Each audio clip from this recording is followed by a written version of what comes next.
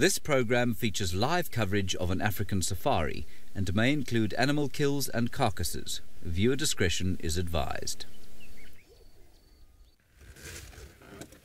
Good afternoon, everybody. Welcome to another Sunset Safari here from Djuma in the Sabi Sands. My name is Steve Falconbridge, joined on camera by Craig, and it is a warm 32 degrees Celsius, 90 degrees Fahrenheit. It is a warm day, and we are hoping to find some animals, and they'll probably be in and around water. We've come up to our northwestern section to see if there's any elephants around Sydney's Dam, which is just over here. I got their tracks moments ago heading in that direction, so let's go see if they are in fact there. Please send through your questions, hashtag SafariLive, or follow us on the YouTube chat stream and let us know how you're doing. Okay, marvelous. Let's move on. James will be out with me shortly as well. And he is going to be, I believe, heading over towards the beautiful leopardess Thandi and her little daughter Tlalamba. Is it World Zebra Day today? Well, then we're going to have to find a zebra. Don't know where the Ellies have gone. Oh, Lizard Day. I'm terribly sorry. Well, I am sure that if the lizards are about, they'll be moving quite actively in this heat. It is very warm. The Sydney's Dam is just up there, but there's no sign of these Ellies. They've probably moved through already. I came in at the gate at about 12 o'clock, so about 2 hours ago, 2.5 hours ago, and they were over there, but they have since moved. Let's move a little bit further up. I can see something in the road, Craigo. Can you see it? There's another one coming up on the left-hand side. A beautiful little kudu. Very camouflaged. Oi, there's another one.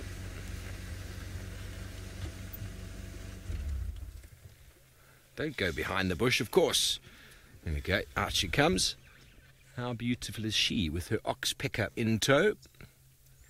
It's a little youngster, you can tell by the size, probably a 3-year-old or so.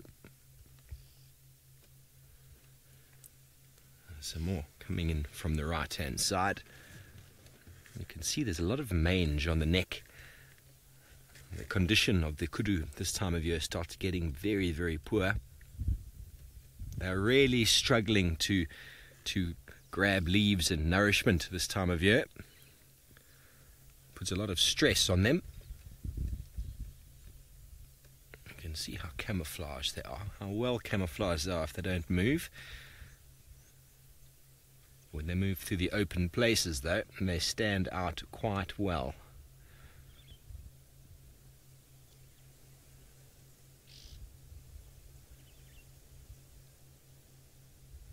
Can see her feeding.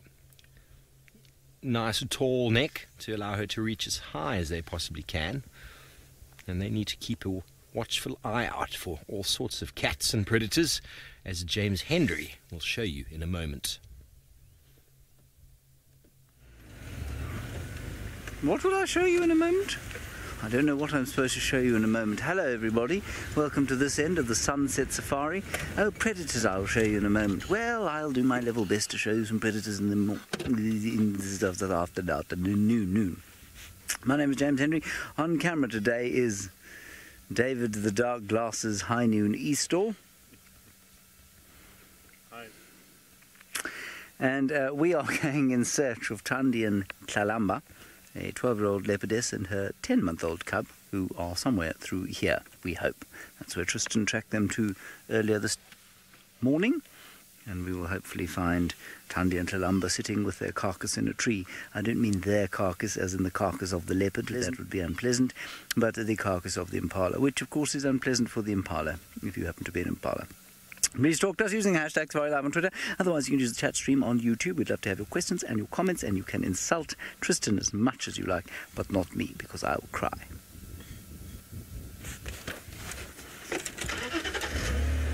On we go. It's quite warm today. 80 degrees or so Fahrenheit. No, that's more. 89 degrees Fahrenheit. 28 degrees, no, 32 degrees Celsius. I'm really getting this all mixed up.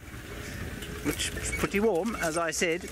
We had spring 2 days ago. Spring lasted 12 hours on August the 11th and finished on August the 12th. So we've had our 12 hours of spring, and we're now in summer. That's how it works here. Same thing happens at winter. Halfway through May we have a coolish day, and then it's winter the next day. It is quite astounding how it happens.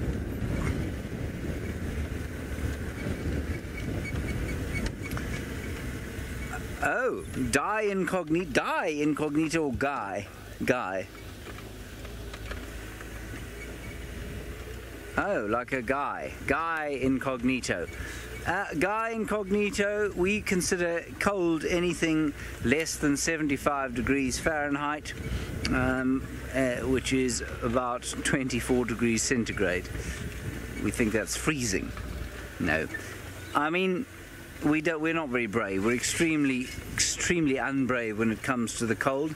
Anything around 10 degrees Celsius we consider very cold. I think it's mainly because we're driving around in an open Land Rover that we find it so cold, but it's also because we're simply not used to very cold temperatures. And so we don't really go out equipped for them. I don't even have a pair of long pants I can wear. Well, I do, but they're very smart to be wearing on safari, you know. Now, with any luck, Tundi is down through here, up the other side, through some quarry bushes to Tristan, and there you'll see her. Now, as Blackadder said, it's a little bit like looking for a piece of straw in a large stack of needles. You get that, David? You didn't think it was very funny though, did you? Ah, it's a pity. Nobody else found it funny. I probably didn't deliver it with quite the same pizzazz as Rowan Atkinson. Gorgeous little section of riverbed this. Tambuti trees leaping forth from the fertile soils. And anywhere here could be a leopard resting in the shade. Oh my goodness, we have a very lucky afternoon. The great Brent Loud Sound Leo Smith is out this afternoon. I assume he's looking for the sausages, and he'd like to tell you about that in 3, 2, 1. Well, thank you, the great James Henry. No one could quite compare to you, James. So I'm absolutely gobsmacked that you would call me great. Thank you. I'm Brent Leo Smith. I have the wonderful Vim on camera, and we have some lazy vultures. Oh, it's closed his wings now. So as a group of lappet-faced vultures on the ground there, we were hoping there might be some form of a carcass there, but they're actually just relaxing. They're probably so fat and full they don't want to fly up to the top of the trees. And we saw there with their wings open a little bit, they've got some bare patches of skin and their underarm where the blood vessels are quite close to the surface. So when they open their wings like that, they're just letting that cool breeze come across over there to keep them cool. Now, I've got something very, very exciting to tell you. And it's the most exciting thing about the last 10 days. There's no howling gale. I'm so happy. The wind is not pummeling into us. I don't have volcanic dust grating my eyeballs like sandpaper. So I'm in an absolutely ecstatic mood this afternoon. Remember, if you have any questions for us, hashtag SafariLive. It would be great to hear from you. We are heading down south on our continuous vigil in search of the Sausage Tree Bride, who are again gone. But let's go look for them. The Owino Pride also come into this area quite a bit, as well as some other prides that will push up from way down south during this time of the year. Now, I will be able to show you lots of different creatures today out in the Mara, but there's one I certainly won't be able to show you, but good thing Steve's got it all the way in South Africa. Yes, well, thank you, Brent. We are having such a nice time with the small family of kudu. They've got a huge number of youngsters with them. There's 2 young males here, busy feeding on a, what is that tree again? Bolanthus speciosa. Van Wykshout is the Afrikaans name, and now for some reason the English name, tree wisteria. That's the one.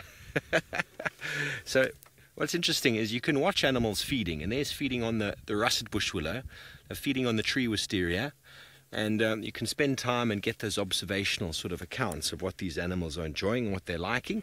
And both of those trees do generally occur sort of low down in the landscape where there's water in the ground.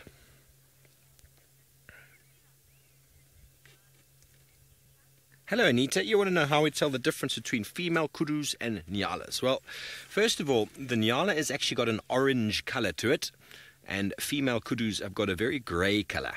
I know it's quite difficult to see sometimes, but kudu are far bigger than nyala. Nyala are much, much smaller. And while Craig just zooms in on that kudu again, I'll try and get a picture out of my book, but I think I have shown this before, and it's not the best picture in the world to show you the difference in the colours. I'll find it for you. But the nyala's got white stripes and is orange in colour, whereas the kudu has got, well, very similar. But here we go. Have a look at him. Look at all that mane of fur on the back. Oh, sorry, Craig, you come to me. Here is the nyala. See, it's got orange with the white stripes. And then around by the bottom there's all these little spots. All these little spots on the bottom. And if I just turn the page quickly to the kudu, here's the kudu. I know this light doesn't give it too much. Oh, sorry, Craig, that one. Light doesn't give it too much justice, but the kudu's actually quite grey in colour. It doesn't have the spots at the back there. And if you saw the two together, the kudus are far bigger in size. And then if you see the bushbuck, which is the one just over here, it's very similar to the nyala, smaller still, and it's got very faint stripes on the body, and then it's got lots of those spots. So they're quite easy to identify, but a little bit smaller. They're all in the same family, the Tragelaphus family, the kudu, the nyala, and the bushbuck, meaning spiral-horned antelope. Yes, well, thank you. They've all disappeared. Rosalind, you want to know how big they grow? I'm trying to think what the exact dimensions would be. It's at least more than 1 meter in length, but then because they spiral as well, there's an extra length to that. I don't know off the top of my head. Craig, you don't know the length of kudu horns, do you? No. Craig could tell you everything about the camera, but not about the kudu horns. Okay, well, if we just have a little look-see here, there you can compare the size there, Craig, of that kudu and the impala. There's a kudu there, and there's an impala off to the left. Now, the nyala would be the same sort of size as that impala on the left. Look at the size difference. There's an enormous size difference. And the kudu is showing a little bit of orange now, but that's just because of the light. But they are actually more grey and very, very big. Beautiful, elegant antelope. Well, from our kudu, Brent has found you the biggest in the family of the Tragelaphus, the largest antelope in the world, I believe. Well, see, an antelope, Steve can't show you a tumor. It is Toro tragus oryx, the eland, and it is one of my favorite antelopes. Not my favorite of all favorites. My favorite of all favorites, the dainty little bushbuck, which is quite the opposite in terms of the size scale. There's a big boy. That is a massive eland bull. Now, Taurus, I'm sure most people can work out what that means. Bull or bullock. So Toro tragus.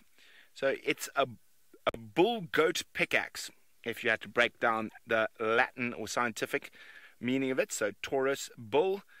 Tragus is Greek for goat, ancient Greek for goat, and that refers to that tuft of hair that grows between their horns and between their eyes. And oryx refers to their horns, which are long and sharp like a pickaxe. And that is the same place where oryx, the desert-adapted antelope, get their name from as well, because of their long, scimitar-shaped horns. So oryx refers to the horns. Now, if I remember correctly, the common name comes from the Dutch for elk or moose, which makes quite a lot of sense, since the Dutch settlers in southern Africa would have been the first Europeans to start trying to figure out what they were. There's a bit of an argument about where it is, but it's more than likely from the Dutch for elk or moose. And here we go, some zebras here. Now, I've got a bit of bad news. For it seems like the migration is already going south. A couple of days ago, this area was absolutely littered with wildebeest and zebra and Thompson's gazelles. There are still a few around, but there has been a little bit more rain to the south, and we haven't had any decent rain in some time. Now, King is wondering, aren't eland related to bushbuck? Very loosely. They form part of a supergroup called the spiral-horned antelope, which kudu, inyala, bushbuck, sitatunga, and eland and bongo are part of. Of course, there's another eland species called the Lord Derby's eland. Now, I've got a question for you guys. How heavy do you think a big eland bull can weigh? How heavy do you think it can weigh? And I would like my answers in pounds to be difficult today. I want how heavy do you think an eland can weigh in pounds? And do you think it's more than a big buffalo bull? One of the most fascinating things about eland, I mean, you look at that, just look at that. It is an absolute beast of a creature. Look at those muscles, it's massive. And the most fascinating thing about them is from a standing start, they can jump over 2 meters. So it could jump over my head without touching me. And now, I've seen them actually do it in game farms in South Africa. Now, we will keep looking for lions, but my good friend, the bearded wonder, Scott Dyson himself, is down towards the Mara River with a crocodile. Well, good luck, Brent, and I agree, eland are certainly very, very impressive beasts. Happy World Lizard Day. We have got a ginormous lizard here in the form of a crocodile. I guess it's not really a lizard, but it's a reptile that looks like one. And I'm hoping we are going to be able to find you some other lizards called agamas. The common agama that frequents the Masai Mara is a very pretty little lizard. So that is my plans for you and World Lizard Day. My name is Scott. I'm teamed up with Jean Camera. It's very good to have you here. As Brent's already told you, it's a beautiful day here in the Masai Mara. And we are planning not only to find you some lizards, but also to try and cropping. Well, sorry guys, it sounds like there's something wrong with my audio, so we are going to send you back to James looking for Tundi. Good luck. We've found her. Oh, there we go. There's a decent view. Is that right, David? I haven't done a very good job of getting into a decent position, but we gave her a bit of a fright because we came round a bush and there she was in her typically grumpy state, staring at me as though I had insulted her deeply by my mere presence. And there she is, very tired. We found her kill. It is very biltongy. It looks a little bit like beef jerky. I'm not surprised. It's been sitting in the sun. Not much smell from it. And also equally unsurprising is the absence or lack of close proximity to Tundi of Klalamba. The little thing tends to only come home for food these days, spending more and more time on her own.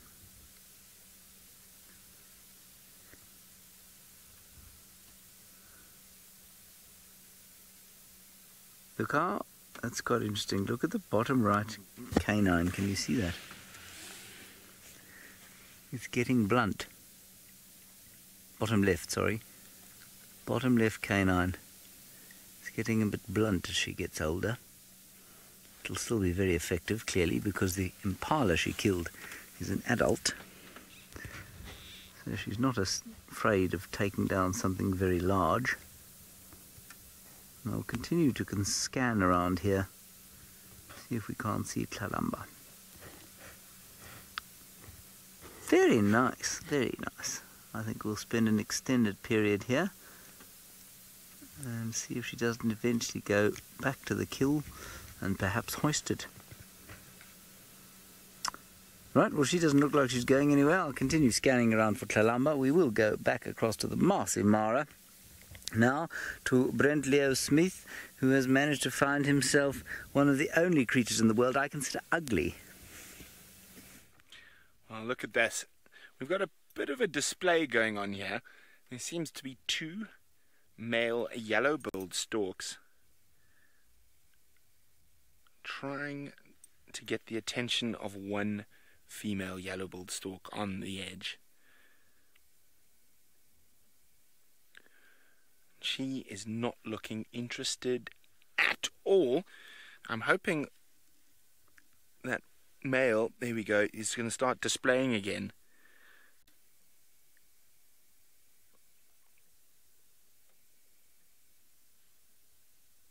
Come on. No, he's decided he's not. Oh, but there's displaying happening behind me with different birds. I got some. Almost look like they're going to have a little argument behind us. Well, we'll position ourselves so if the male yellow-billed stork starts displaying again, we'll have a chance. But the marabous look like they might be about to argue about something. He's got something there, that one. Now, there are so many carcasses in this area. They could just be picking through little bits of bone and meat that the lions have left behind. Now, often referred to as the undertaker bird. VM has got a new name for them. That's the first time I've ever heard.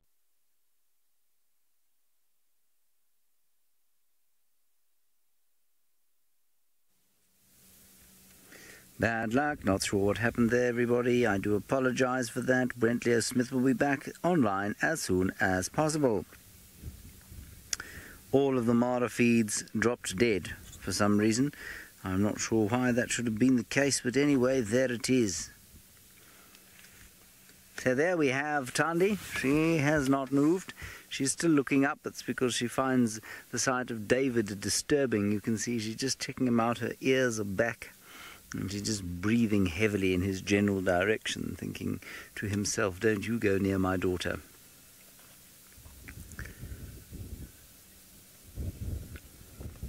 Yes, Becky, I think they absolutely would. I think leopards and lions would have no problem eating an animal that had mange. I think it might be a bit of a risk. I'm not sure they'd pick up on the issue, though. I'm not sure they'd realise necessarily that it was a danger. And I wonder if that isn't how it passes sometimes from prey animals to predators. So kudu get it, we know. Impala sometimes get it, Nyala definitely get it. Not nearly as badly as the Styx pride got it, and if you are a new viewer, the Styx is a pride of lions we see from time to time coming onto the south of Djuma, and they tend to get relatively badly infested with mange for some reason, and they lost, it was 9 cubs during the drought 2 years ago. I mean, some of them were bald at the end of it. It was really very distressing to see. But I've never seen a kudu or a nyala or an impala infected like that. But I imagine it could possibly infect them quite badly. I haven't moved from where we moved or from where we were before. So we haven't really had a look around for Tlalamba at this stage. But we will do so in due course. I can hear the tappity-tap-tapping of the bearded woodpecker making his territorial tap.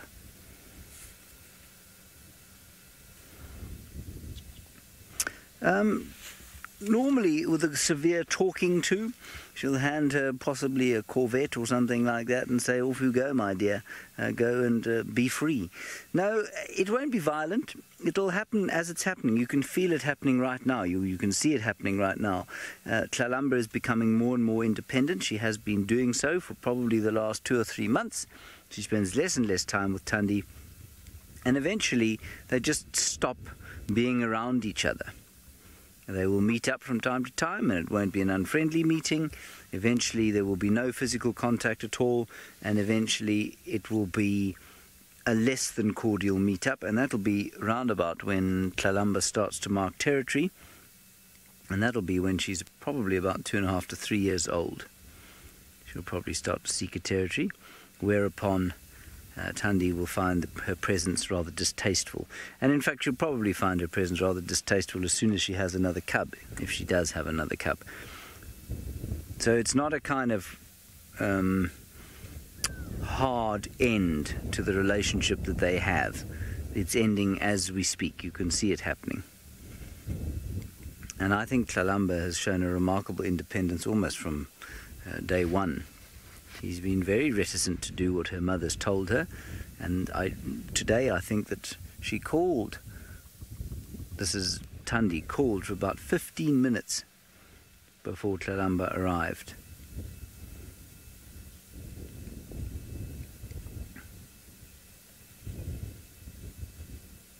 Well, Hosier, yes they do. I mean, that's part of the farewell party, isn't it? When they finally separate from each other and Tlalamba goes on her way, it's a bit like a human being having a 21st birthday party without the booze.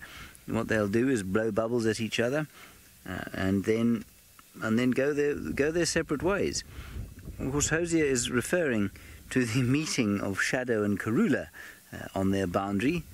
Karula was Thandi's mother, Shadow, of course, was Thandi's sister.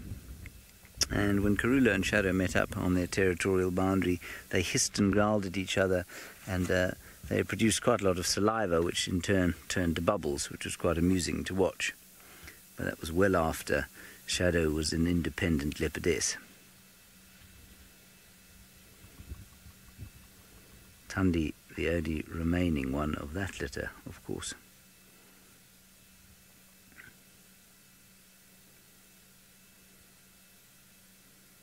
Very tired and very hot. Right, I believe that the quizmaster extraordinaire has managed to find himself some signal.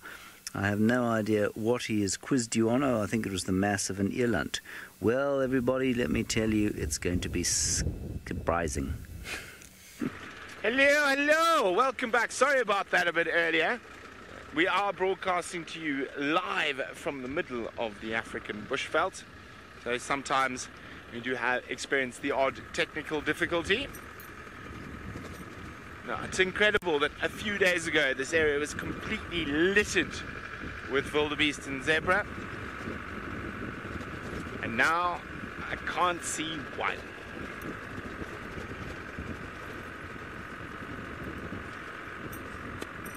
Hello, Malika. Oh, black-shouldered kite. Oh, I think he's going to fly too far. Is he going to stop? Is he going to stop? Such cool birds.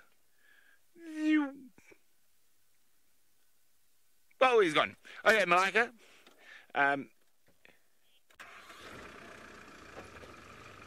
Okay, Malika, 350 pounds. Yes, baby, if you're a baby eland, unfortunately. Well done to Linda and King, who are spot on. Indeed, 2,000 pounds, just under 1,000 kilograms, just under a ton for the common eland, which is the one we get here in the Mara. There are reports of Lord Derby's eland in Central African Republic going over 1,000 kilograms. So, absolutely massive animal, and often much bigger than a buffalo. Oh, this road is getting so bumpety. Now, we're going to go take the cattle track now. Now, when I say the cattle track, actually we can see a bit of it from here. Let me just show you this from a distance quickly. So, every Saturday, outside of the migration season, the local Maasai from this area are able to bring their cows down into the Mara. And you can actually see a line. Where's that line, Vim? There we go, Vim's got it, in the middle of the screen. It's a straight line, and the cattle have been walking down there for probably, who knows, 1,000 years. Now, as I get a little bit further, we're almost there now. You can see how their paths are this deep in the soil. So they've been walking and walking and walking.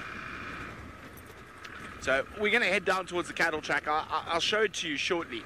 And while we do that, let's send you back to the Mara River with the Bearded Wonder.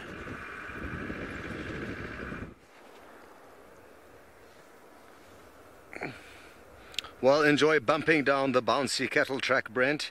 We are going to try Happy World Lizard Day again. Not too sure how much you heard of my audio earlier, but it is World Lizard Day, and we've got some mammoth crocodiles here on the banks of the Mara River. Now, it's not just crocodiles that we have here, but also myself and zebra. Now, the zebra are not hugely numerous. There's a decent amount there. And as you can see, they're all kind of looking towards the river, wondering whether or not to take the plunge. So we are going to sit tight over here and see if they don't in fact come any closer. They've got a long way to go before they take the plunge, because it's a couple of hundred meters that they need to make their way down towards the water's edge, and then there's no way of knowing how long you may wait before the first one jumps in and the rest follow on. But really hoping that we get lucky, because I haven't spent much time along the river so far, so I haven't seen any crossings, and it was the case last year as well. So it's something that, even though I would have spent 6 months in the Masai Mara, I wouldn't have been able to see many river crossings, not nearly as many as all of you guys get to see live. So that is what I am hoping for today. And we are also, like I said a bit earlier, assisting Taylor and trying to keep an eye on things. As some of you may well know, Taylor is focusing on the river for this current TV series that we are busy kind of finishing off. 2 more shows. Sinak, you'd like to know what is the biggest crocodile that I've seen here? Sure, it's going to be difficult to... Yeah, I mean, let me try and find a monster this afternoon for you. But I would guess about, in terms of length, 2, 4, 6, maybe a 6 to 8, maybe a 6 meter croc. 8 meters is a bit much, but yeah, maybe a 6 meter Goliath. Taylor, I popped in to visit Taylor and get some shots of her doing her thing along the river yesterday, and she said there was a behemoth of a croc just further downstream. I think she called him Benson for some reason.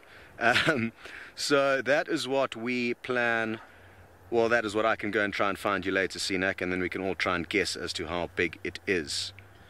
Jean-Andre is showing off his skills with his fancy camera work. They've got really, really cool skin, the crocodilians.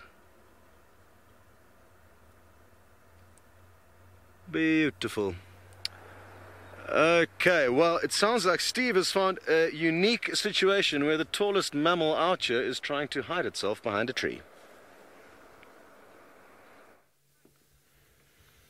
Yes, well, Craig couldn't even see this very tall animal until I pointed it out, but there it is, indeed, the tallest land mammal, the southern giraffe, hiding in a little tambuti grove.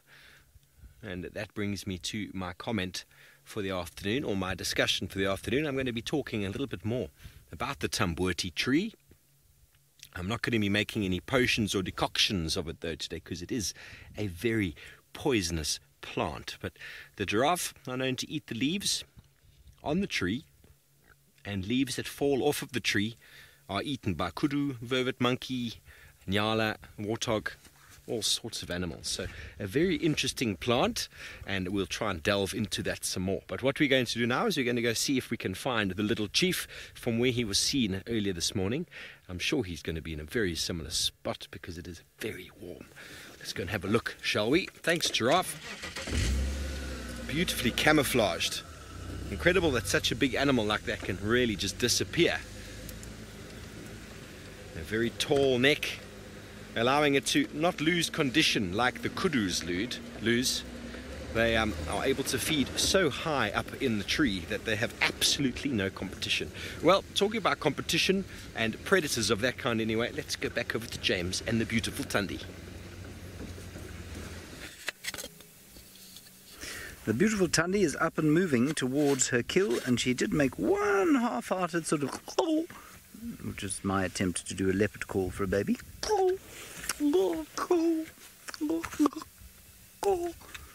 Anyway, doesn't really sound like that.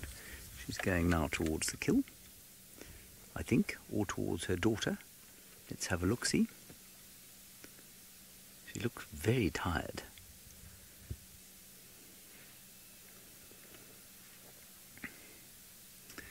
Jack, leopards almost never hunt zebras unless they are very small zebras.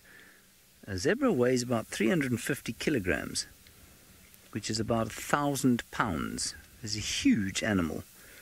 That leopard there probably weighs in the region of 40 kilograms, 45 kilograms, about 100 pounds. So about the 10th the size. And that's why they don't often take down even small zebras. Zebras are very protective of their youngsters, but it's not impossible that that could take very small zebras. Much more likely find a young male leopard like Hosanna trying his luck with a baby zebra. Well, shall we try and move, David?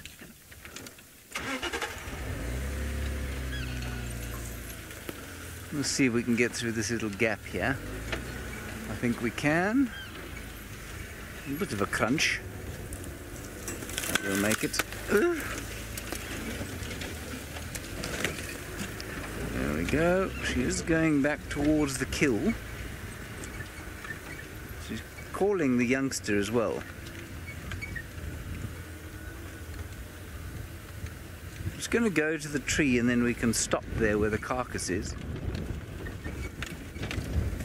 Looks like she doesn't know where Tlalamba is, which is totally normal. Tlalamba has probably gone wandering off sometime during the day.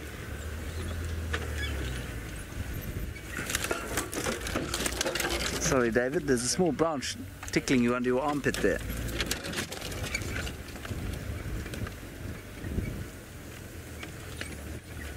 So we'll stop over here. Is that all right, David? Would I be nice and quiet now?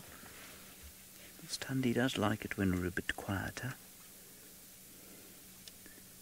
I always like to give her a bit more space than I would give most leopards. Simply because she prefers it, I think. Looking for Tlalamba. Might hear her make the call again.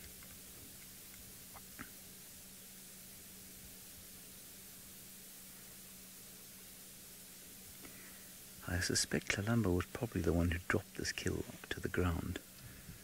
It really is very difficult to imagine how Tandy would get that very heavy impala up there, but so she did. Looks like an adult. I don't know if it was a female or a male. It also looks like beef jerky. As I said, it's dried out completely in the sun.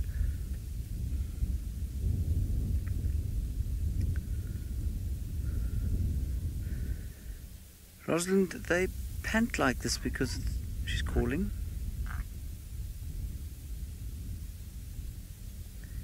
They pant because of the heat and because they produce quite a lot of metabolic heat when they're full. And so in order to get rid of all that heat, they need to pant.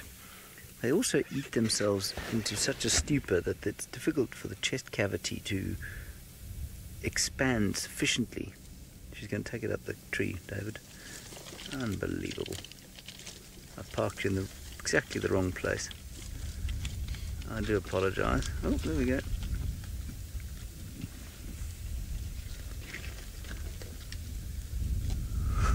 That is just fantastic. That is beautiful. Well, not the impala.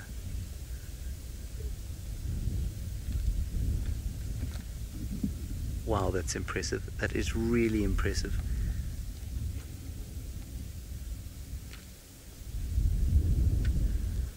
She hasn't quite got it wedged in there yet. She will do, though.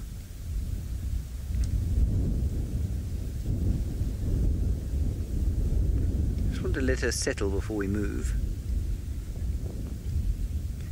Yeah, Catherine, it was absolutely exceptional. Now, I mean, that carcass doesn't weigh very much anymore. I'm going to say in the region of 15. She's calling again.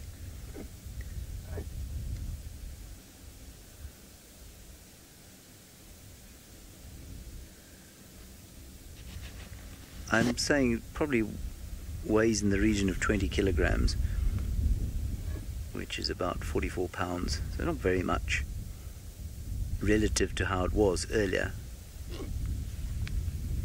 Just going to have to get on the game drive radio. Yeah, go ahead.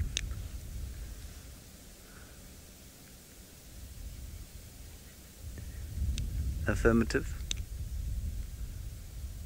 Asking if there is a kill. Oh, jeepers. It's very difficult to present when people don't listen to their radios.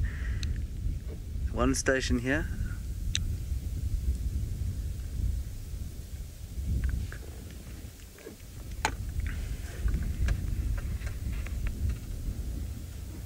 calling, calling, calling.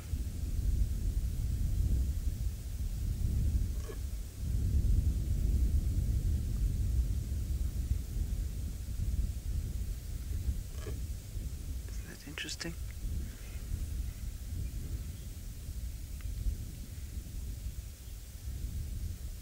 I find this so interesting because one always thinks of the mother, especially in Tandi's case, being the one to encourage the separation, and yet here it's a little bit like a mum calling her daughter, saying, please come home, I'm not quite ready for you to leave home just yet. Isn't that interesting? Ben, you're just 9 years old and you want to know about when the hyenas are going to take this kill. Well, they're not going to. If Tandi's very clever and she keeps it up there, and you can see she's very clever, her little daughter might not be so clever and might drop it onto the ground. And after a day in the sun, it's going to start smelling quite bad. And so you'll probably find that the hyenas won't get it unless they drop it. Well, they definitely won't get it unless they drop it. I'm just going to move around, get us a better angle.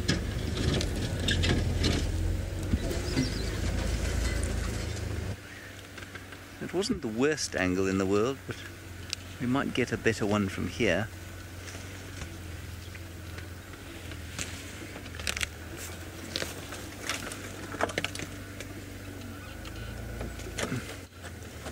This is gonna hurt, isn't it, David? Mm-hmm. Hey? Not too badly. There's a stick that's about to catapult onto me, take my head off. Okay, we're okay. How's that for you? Is that fine?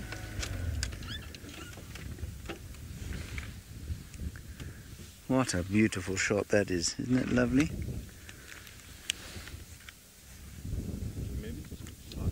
Slightly forward. Yes. Just going to be a little bit forward. How's that? Sorry, I missed that question, Kirsten. You'll have to go again with it.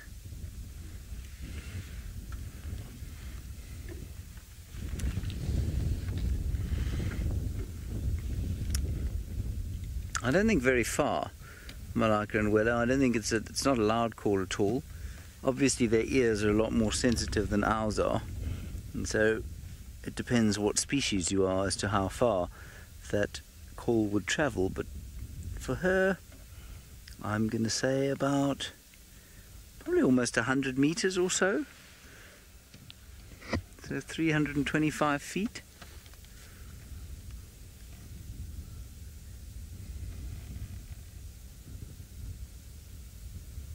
Can't see the little one anywhere. That's a lovely picture of a beautiful leopardess.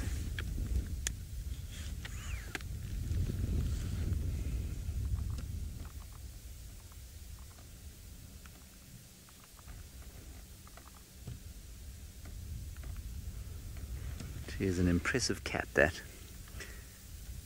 When I saw her walking over here, I thought to myself, I don't think she's strong enough to pull it up there. Surely not. She looks so kind of stiff. And I think it was just because she'd eaten so much. And it took her absolutely no trouble at all to pull the kill up. Now, it's very tempting in these situations to move the car again and again to try and get a better view. But she will then move, of course. We'll keep trying to get a good view. Oh, here she comes down.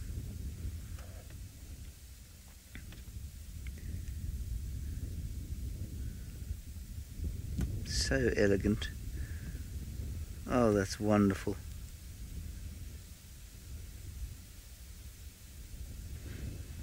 Isn't that gorgeous? Perched on a tiny little knot of the tree. Now she's going to have to jump. You'll never see a male leopard getting out of a tree with this level of elegance. He's basically saying, I really don't want to get out, but I'll come and find you if I have to.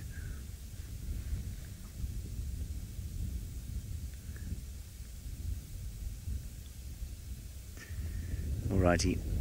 Well, is she going to come? No, she's going to go back up. There we go. Alrighty, we'll wait and see whether she finds Tlalamba or not. Let's go across to Stivovo, who has got a leopard's nemesis. Yes, well, we do have the nemesis of the leopard. There are a few baboons here, and that one we were looking at was just sitting on its bottom a moment ago, pulling out a thorn, I think, out of its foot. We've gone and checked the last place of Hosana, and the baboons have walked through that area, so they probably would have chased him. Don't see any of his tracks leaving the area. He might have even left before they got you. We're just going to have to check all the watering points. Tristan better keep his eyes peeled on the nest cam. No doubt there will be some activity there. We drove past Vuatila watering hole not so long ago, and there was no animals to be seen. So maybe he's already lying up in ambush somewhere around. What a very nice family of baboon. They're seemingly quite relaxed today. Moving through the landscape, turning over logs, looking for insects, for larvae. A few of them. I wonder if we can reposition and get some more. I don't know though. There we go. This one's still busy over there, Craig. Still busy. He's lifting up logs there, pulling.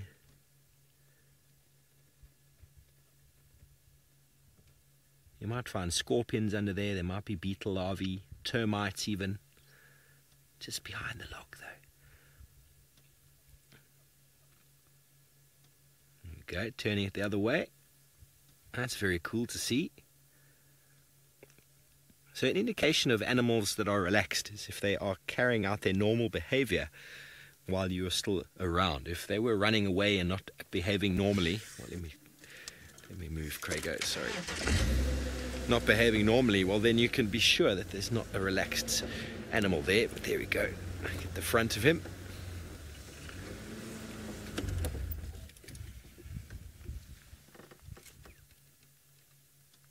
It's just deliberately hiding behind that.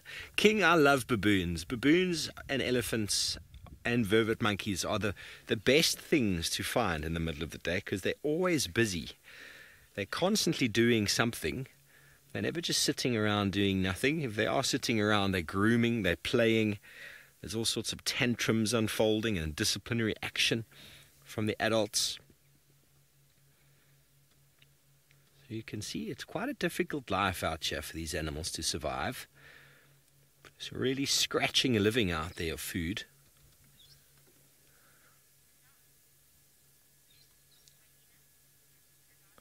Miss Anand, I don't think baboons will have any need to attack hyena.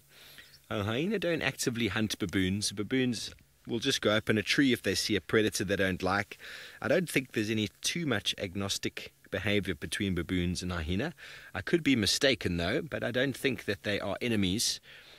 No doubt the hyena would pick up a dead baboon and would devour it, but I don't think they really have the ability to catch one. And they're not able to climb. A leopard on the other hand though, they are experts. There we go, found something delicious after all that effort. A little bit of a scratch. When you got fur like that, it's very difficult to keep the ticks off. Itchy leg, I know the feeling. Yeah, well, off they go. We're going to see if we can move up just a little bit further up here. Maybe we can get some more moving through the open area there. They are very cool animals to watch. They're allowing us to get quite close, which is very cool. Normally you see baboons and they just run. A lot of that's got to do with sort of the behavior or the competition, should I say. Here's one, Craigo. The competition between baboons and us. Obviously they would like the same sort of food that we have. And if you're living a life out here on the African plains where it's very hard to come by any food, and you happen to get into someone's house, like Tristan will tell you, they like to get into the kitchen and the fridge. They'll absolutely trash the place, leaving an enormous amount of fecal content around. They get very excited when they get into a house, and it causes them to to release their bowels. It is not a fun experience. They have, like us, omnivores. Tristan is still angry. The baboons got into his house this morning. Obviously no one will own up and say who left the window open, because no one wants to go clean up. I got back from a bachelor party once many years ago down in the garden route, and I was quite tired, as you can imagine, after a busy weekend. And I got back, and one of my housemates on the university campus had left a window open, and the baboons had gotten in apparently on the Friday, and I got home on the Sunday. There's a few of them sitting up there, Craigo. There's one in the tree. And they got into the house and they absolutely trashed it. I still have bad memories of it. It was not a fun time. I think 5 little dustpan brushes full of baboon poo is what I collected, and 5 dustbin bags of waste I just threw away, because they just eat and they climb into the fridge, and it's not fun. But anyway, beautiful to be seeing these baboons doing their thing. But we're going to be flying all the way back up to the Masai Mara, not to see some baboons, but to see Scott, who some might call a baboon, but he's got some beautiful, beautiful zebra. Yes, no baboons in sight here, thankfully, so we are not worried about being raided.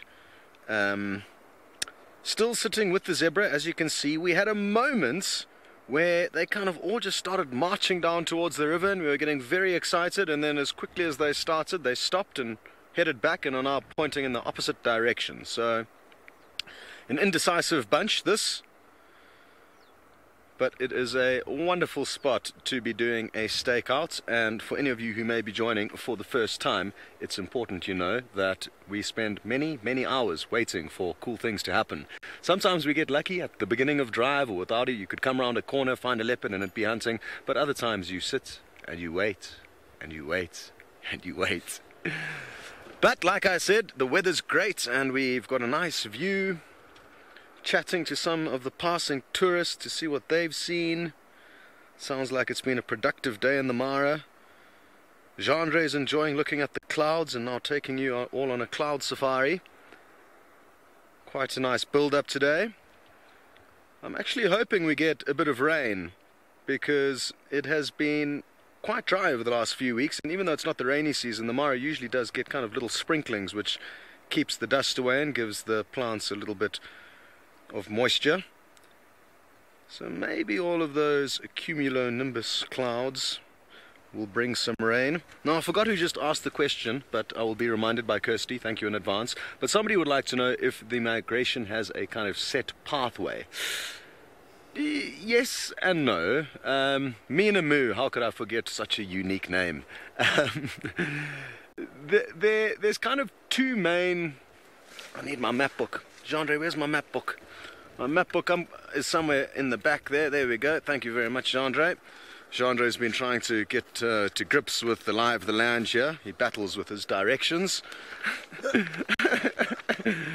So, if we look in these pink and blue areas, basically this is the Mara Reserve, this is the Mara Triangle, this is where we are currently operating this year. The Mara River flows through the middle, okay? We probably about midway along, no, actually a little bit higher up, we're somewhere around there now. Basically, the migration often splits in 2 and either comes up on the eastern or western side of the Mara River. Those that come on the eastern side of the Mara River often cross around the Sand River. Well, I guess they have to cross around the Sand River because that's basically the whole border. But a lot of the kind of eastern herds coming through there, and if I'm correct, those are often the first herds to reach the Mara. Not always, but usually these herds lead the charge into the Mara and then they can cross over. But there is also another kind of portion of the migration that comes in from an area called the Lamai Wedge in Tanzania, and they come up along the escarpment. So those are the ones that we've been showing you more of. And I'm hoping more are coming. Brent said earlier that he seems to think that they are heading south, but I hope he's wrong. I do have some friends in the Serengeti at the moment, and they are posting videos of wildebeests coming towards us. So there's lots of backwards and forwards, minamu. It's bizarre. You know, after the migration arrived, it had been here about 4 or 5 days in the kind of western corner of the Mara Triangle.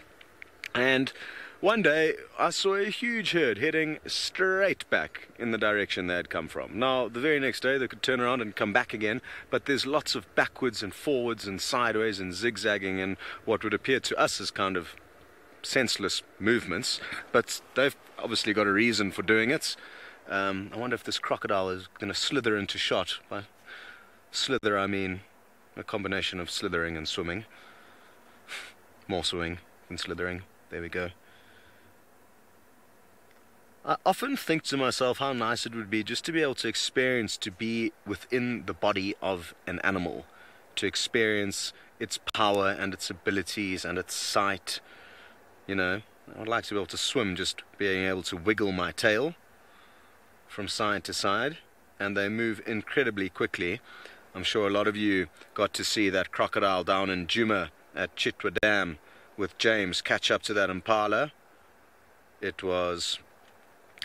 Kirsty just said I'd make a good crocodile. Kirsty, you're so kind. Thank you. I just need to get a tail extension. But yes, I often think to myself it would be nice to be a crocodile or a bird or a lion, just to be able to understand how well they can see after dark and what it feels like to be able to run as fast as a cheetah.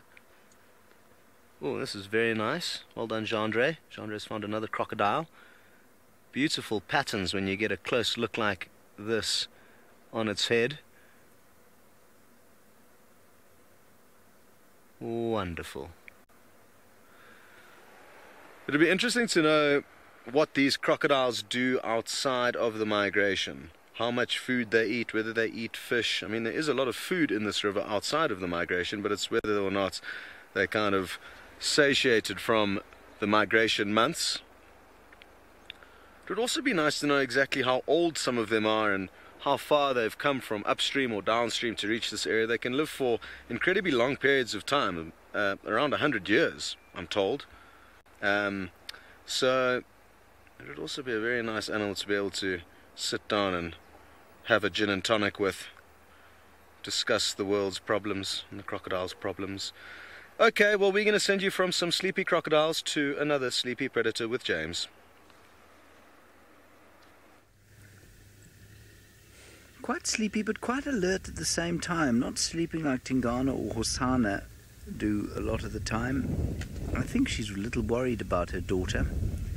Perhaps not worried so much as concerned about her growing up so fast, you know. She hasn't called any further. Now she's having a proper sleep.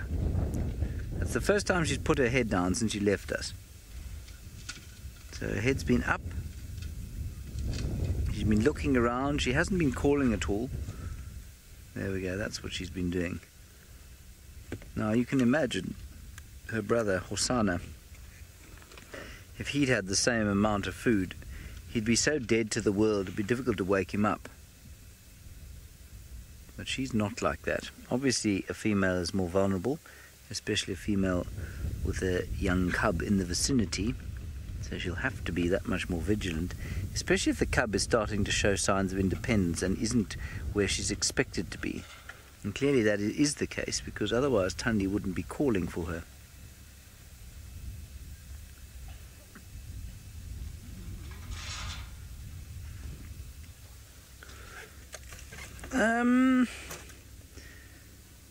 No, I don't think so, Mr. Public. I don't think Tundi has any real awareness of when the little one's able to look after herself. What will happen is that Tundi will come into estrus again. Sometime, I wouldn't say in the not too distant future. And that means that she's going to be less and less tolerant of Tlalamba. Tlalamba, if left on her own right now, I think could survive. As long as she didn't run into hyenas who caught her unawares or a male leopard who didn't know her, I think she could probably survive. She wouldn't take a territory, but she could certainly kill enough to eat for herself. So that's quite interesting. Ideally I wouldn't, I mean, it doesn't make any difference what I want, but ideally I would think it'd be best for her to stay with her mother until she's at least 14 months old. Now, if Thandi were to come into estrus now, she would perhaps, let's say, conceive in 2 or 3 weeks' time. It'll give us another 3 months until she gives birth, and sometime before that, probably about 2 months before that, I imagine Thandi would become intolerant of having Tlalamba around. But I very much get the feeling now that if Thandi didn't call Tlalamba, if Thandi just got up and walked off somewhere and didn't come back here, Tlalamba would just kind of get on with it. I'm not sure that she'd probably feel slightly left alone, and by that I mean in an animal way. She'd feel like, oh goodness, where's mum? But then she'd get hungry, and then she'd start killing things for herself. She'd start hunting scrub hares or rabbits, not rabbits, I mean franklins, or she'd go to a waterhole and kill a terrapin or two, or catch a bushveld gerbil, eat a termite if she had to. She could probably survive. I remember Scott saying that he had experience of a leopardess who went independent at 8 months old.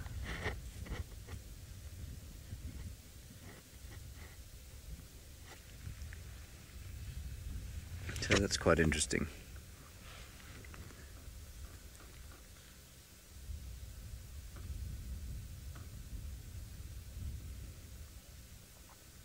I'm sorry this isn't a great view of her face, but I'm not sure that it's possible to get a better one without parking on top of her, pretty much.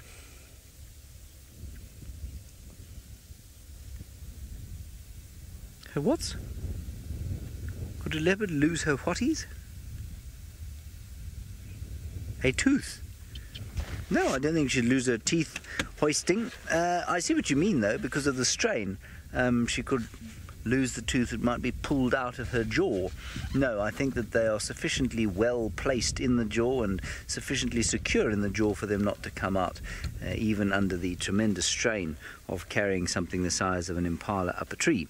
Maybe if there was a disease in the bone or in the tooth, they might come out, but otherwise, no, I don't think that would happen at all.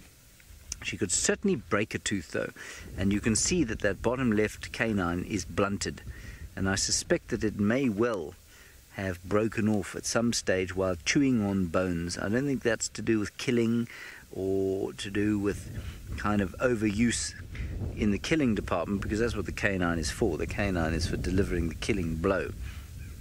I think it's probably almost certainly got to do with just years of chewing on bones and getting that tooth slightly in the way. She did pick the most ridiculous spot to lie. Now, one of the greatest spectacles on planet Earth, of course, is the crossing of the Mara River, be it one animal or 1,000. Scott may have something in that department now. Welcome back, everyone. We are just repositioning the vehicle because it seems like the zebra are repositioning their crossing points. So we are now pointing towards a crossing called Main South. We have some touristas there on the other side in the Mara Reserve, also shuffling into the new spot, and our zebras looking beautiful in the golden afternoon sunlight. Now, the one benefit of them actually crossing here is if they do, the sun will be perfectly in our favor. As you can see, it is in our favor now, which wasn't the case beforehand. So it is going to be a far more beautiful and spectacular experience if they do in fact cross. Nice to see those vehicles moving in an orderly fashion, nice and slowly, so as to not to disturb the zebra. Good guiding. Yes, I hope you've been having a good time with the others. And as you can see, they've probably got another 100 meters or so to get to the kind of crossing points, which is somewhere in and around there. I think it's, yeah, it'll be interesting to see where they cross. I'm not too sure. I mean, you'd guess it's that very sandy area, but like I said earlier, I haven't spent a huge amount of time on the river during crossings. But somewhere usually in and around the rapids. The rapids obviously indicates the shallowest portions of the river, hence the rapids being kicked up, and that is usually where they cross, which I guess kind of is a two-way street for the poor old zebra, because they obviously like to cross where it's shallow, which is understandable, as would we, but the rocks that create those rapids are quite slippery and can cause trouble for their movements. Now they've just come to a grinding halt, but as quickly as they've stopped, I'm hoping they get going. Ah, Jack, you ask a good question. You would like to know how fast are crocodiles on the ground as opposed to moving in the water, and you specified whilst hunting. I'm not convinced crocodiles do too much, if any, hunting out of land. I mean, on the land, out of the water. They may scavenge from lions or other animals, or animals that have died outside of the water, so they are happy to move out the water and often move huge distances between water sources. But I think more often than not they'd be kind of trying to flee danger as opposed to be doing any hunting on land. So just clear that up first. In terms of the speed now, I don't actually know the answer, but I'd be inclined to think that they can probably move equally fast on land as well as water. So yeah, they can move quite quickly. I think they'll outrun any human over a short distance, maybe not over a 100-meter dash, but definitely over a short period they will definitely move faster than us, probably even over 100 meters. But I'm not sure of a kind of meters per second speed on land versus in water. I'm sorry, I cannot furnish you with that information, but my guess would be that, like I said, not too much of a difference between their speed on land and as opposed to water, both incredibly quick. I'm kind of leaning towards water being their fastest, best platform to maneuver in. But if anyone would like to give us any finer details there, if anyone has that knowledge upon them, please do share it with us. Very good. Well, I just thought I'd call you back as soon as we thought that there was some hope of these guys moving down to the next crossing. But like I said, they seem to have stopped. But we'll call you back as soon as they keep heading down there. And for now, we're going to send you across to Tristan, who has got some elephants.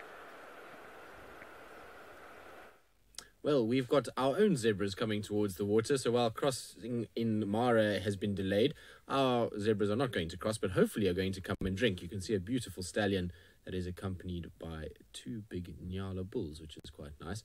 No, don't go that way, zebra. Zebra must come to this side, because otherwise we're not going to be able to see it. Yes, no, turn, zebra. There we go. So there is the zebra. It's coming to drink perfectly. And the nest cam has been busy today. It's been a hot day, so I didn't expect anything less. I thought we would get quite a lot on our nest cam during the course of today, and there's been quite a few different things. Well, good afternoon, everybody, and welcome to this live broadcast from South Africa. So if you've just joined us, we are coming to you live, as I mentioned. My name is Tristan, and you are on a safari via a very special little camera. It's a waterhole. And so this little nest camera is basically a eye-level view of what the animals get up to when they go and drink. It's a very, very cool thing.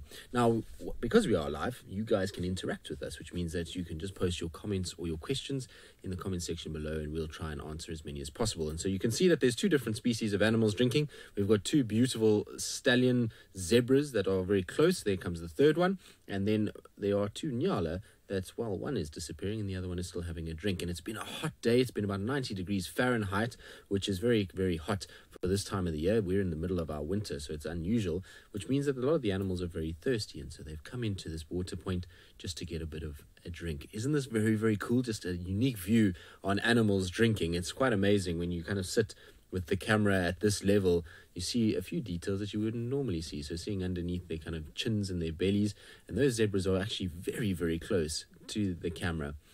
Now, Catherine, you say that this is so beautiful. It's very cool, isn't it, Catherine? It's amazing what technology can do these days. You would think that a camera that sits at eye level that we're able to talk over would be a far stretch out of the middle of Africa, but it works, and it's amazing some of the views we get to see. And you can see the sun is getting quite low on the horizon. it looks like it's going to set. Unfortunately, it also looks like we may have lost our camera.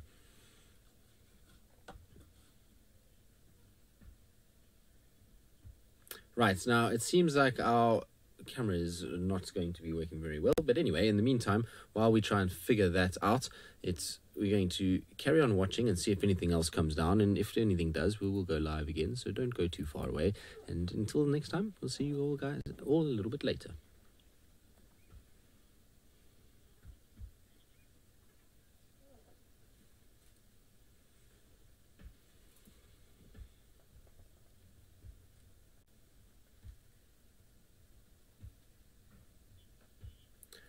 Right, so Nest Cam, I don't know what went happening there, but in the meantime, while we try to figure out what's going on, let's send you guys back across to James and the beautiful Queen. What we're doing is driving away from Tundi, not because we're not going to go back, but because there are a lot of birds alarm calling around here. They've naturally stopped now. And we thought maybe Tlalamba was up here. There are still birds going. You may be able to hear some rattling testiculars. Bzz, bzz, bzz, bzz. Ding, ding.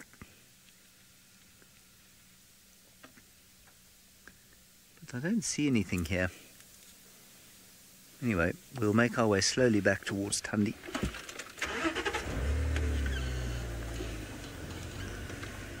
Might be lucky. This is quite a nice little sort of termitey thicket around here that I would expect Tlalamba to enjoy being around. It might be that the birds were just shouting at a snake or something like that, or a mongoose, or even a monitor lizard. Oh Hi Bacon, that is your name, is it? Oh Hi Bacon? Okay. Oh Hi Bacon, yes, the cub might call back, but probably not. Most likely not. They do not call back to their mothers, but for chuffing, which is a sort of soft sound that they make. Otherwise, no, they don't really call back. I have heard her calling from the top of a tree when she's irritated, when she was very little and she wanted to eat food and Tundi was monopolizing the carcass. I've heard her yell, but I haven't heard her contact call. So no, she'll just come to Mum. She might call when she got very close by, I suppose. No, no sign of Tlalamba at this stage. Oh, this is dreadful. Sorry about this. Giant tree on the front of the car. It's okay, we're through it now. We're through the worst. On our way back to Tundi. Delightful leopardess that she is. Grumpy leopardess that she is. Oh. Now this is actually quite interesting, David. Before I go back to the cats, will you point your camera at these two fruits? Can you see the two fruits? That is the fruit of the large fruited bush willow, Combretum zairi, and below it, the fruit, in theory, of Combretum apiculatum, the red bush willow. Now, if we follow the line of these branches all the way down to the bottom, we will see that they look to be growing from exactly the same place. Now, they can't be growing from the same place. I'm sure they're two different trees just happening to grow out of the same thing, but they're so closely related that it would not surprise me were they to be able to graft onto each other under the ground there. That would be quite interesting. Anyway, two Combretum trees, both four-winged fruits, and as one would expect, well, this is a sort of place dominated by these fruits. I became distracted there because I believe that Stephen has managed to find some spots in a tree. Sorry, they're coming to me now. Look at what we have found.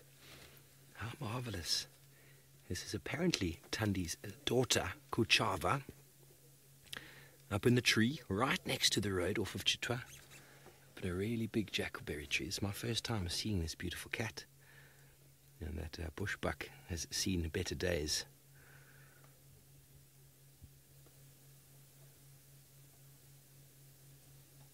She's got quite a full belly. She's struggling to stay comfortable. She's struggling to be very comfortable there. I'm not sure if you can hear the cracking of bones. I think it's a bush. Oh, it's a duiker. My mistake. The coloration looked to be a bushbuck at one stage. And you can see that preorbital gland underneath the eye. Interesting how the light can change the colors of things so much.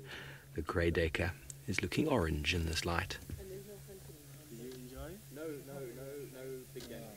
So we decided to go to Chitwa to see if we could find any elephants by the watering hole. And there was no elephants, and I called myself in, and they said, "Steve, are you aware of the female leopard just around the corner?"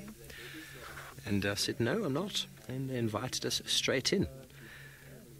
And she's in a very tall tree. We're in a perfect position. We tried to get around we were looking at her from the top there, but we couldn't see. There she is. Hello, beautiful. My first time seeing her. Let's soak it all up. The Lily H7, I'm pretty sure she must have killed it. I'm just going to move quickly because this vehicle wants to move. Just going to move back. And then we'll get another position in a moment. Just park there and wait for these guys to get out. Lily, I'm sure she must have killed it. There is a good possibility that also she might have stolen it from someone else, but that's generally something that the male leopards do. Kuchava being a female leopard, probably not likely that she stole it from another leopard, but that's hard to say, really. She could have. I didn't see it myself. But a duiker on the menu. There are so many duiker around. Even on our way here, we saw plenty of them on the way. Beautiful habitat for duiker in these drainage lines. She's enjoying a little bit of the shoulder there. Okay, well, I'm going to move in again, Craigo, if you're happy with that. Going to be a little bit of a bump.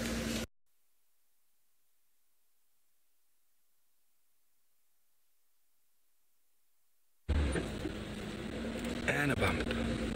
There we go. Okay, now we're in prime position. Look how high she is. Incredible. The strength to be able to take an animal up a tree like that really, really is powerful. Leopards, pound for pound, the strongest cat. And their ability to tree their prey enables them to feed on it at their leisure. Ravinda, I have never seen Kuchava before. I never saw her cub, who James likes to call Dennis, and there's been no sign. Apparently Kuchava was mating again, which is not a good sign for her cub. So we think she's disappeared. No one really knows what happened. That's just what happens out in the animal kingdom. One day she's got a cub, the next day she doesn't. If you're not physically there to view it, it's very hard to actually know what happened or what took place, which is why what we do here, the recording and the live shows, is so valuable, because we're able to document these animals' lives and to see exactly what they're doing. Fortunately, we're not out 24 hours a day, so we're not able to see what goes on in the darkness when no one's watching. Nature unfolds itself on a daily basis. And survival, the leopard will continue to survive and continue to feed, and once her cub passes away, she will come into estrus within a month. So if she's seen mating, there's a good chance her cub would have passed at least a month prior to that. The duiker looked like it got a bit of it's had an attack before. You see on the face, on the neck there, where she's put her paw, there were two very big scratch marks there. Well, this male duiker has seen better days. He will nourish the belly of this beautiful cat high up in the tree. And while we continue here, we're not going anywhere. Let's go back up to Scott. His zebra are inching closer and closer.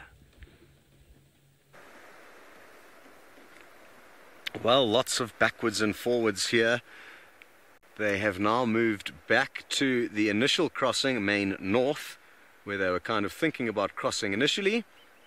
But those initial brave stallions, I'm guessing, have now decided it's not such a good idea and are appearing to head back. It's really fascinating. It'd be so nice to know exactly how it works and what their thoughts are, what they're saying to one another.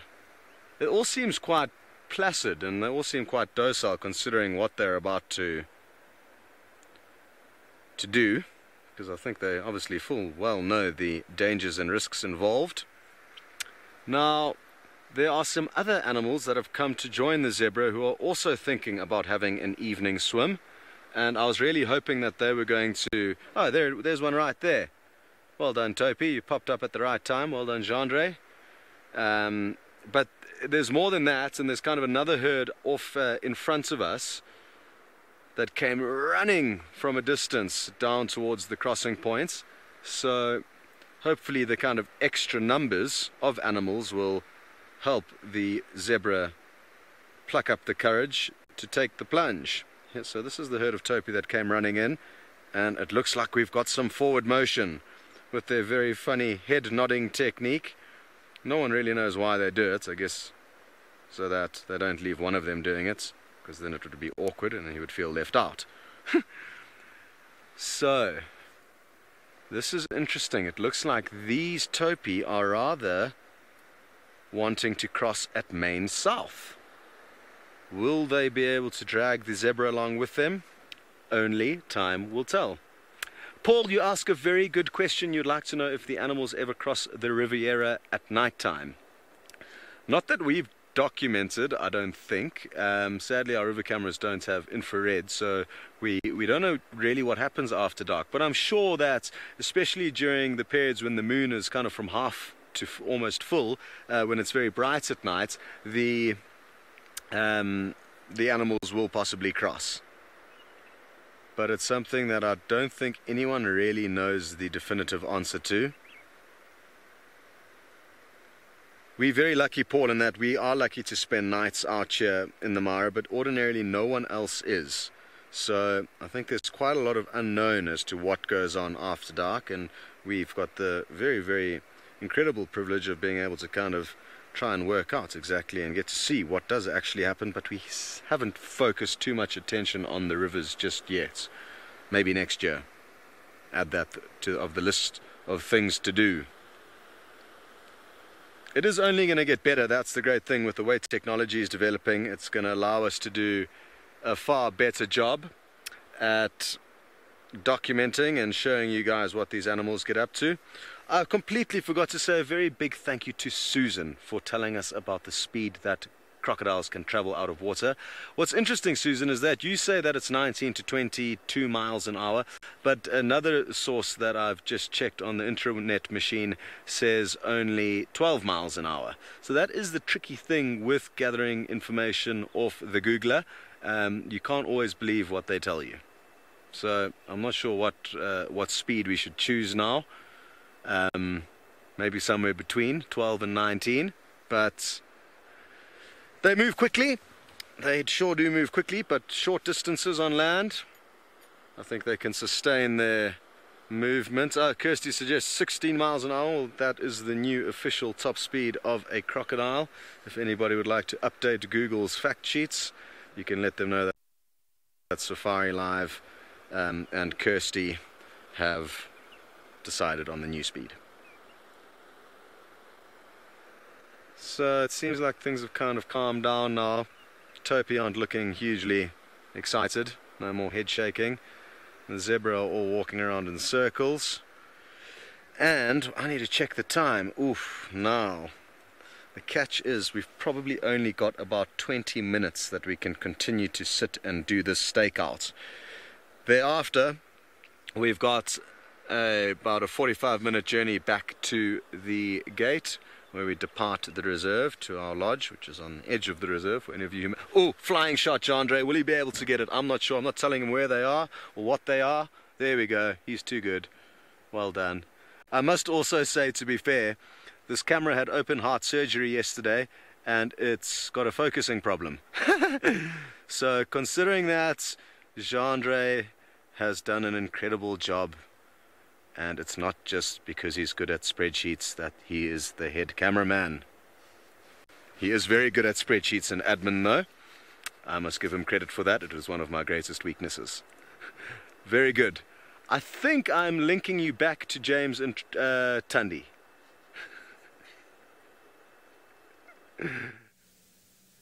You are linking us, or linking everybody to me and Tundi, and let us not forget David on the back of the car. David gave me an apple earlier on, everybody. His stocks have risen in my eyes substantially since that moment. There we are. She has not moved a great deal, and we did go looking, as I said, for Tlalamba. You saw us looking at one stage, and we didn't manage to come up with anything. The birds have gone quiet, so I'm going to assume that they were shouting at something other than Tlalamba, perhaps a snake, a mongoose, Tingana the male leopard. No, I'm joking, I don't think they were calling it him. I'm amazed that Tingana the great thiever has not found this kill. He is a long way south, actually, quite close to Kuchava at the moment, so maybe if she isn't pregnant already, I think she was mating with a male down to the south of Chitwa. Maybe if she isn't pregnant, she might well prevail upon Tingana to give her another baby.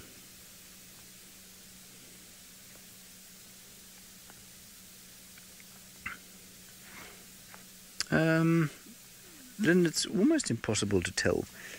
You know, you see this, or it's a question we ask ourselves of all the animals that lose babies.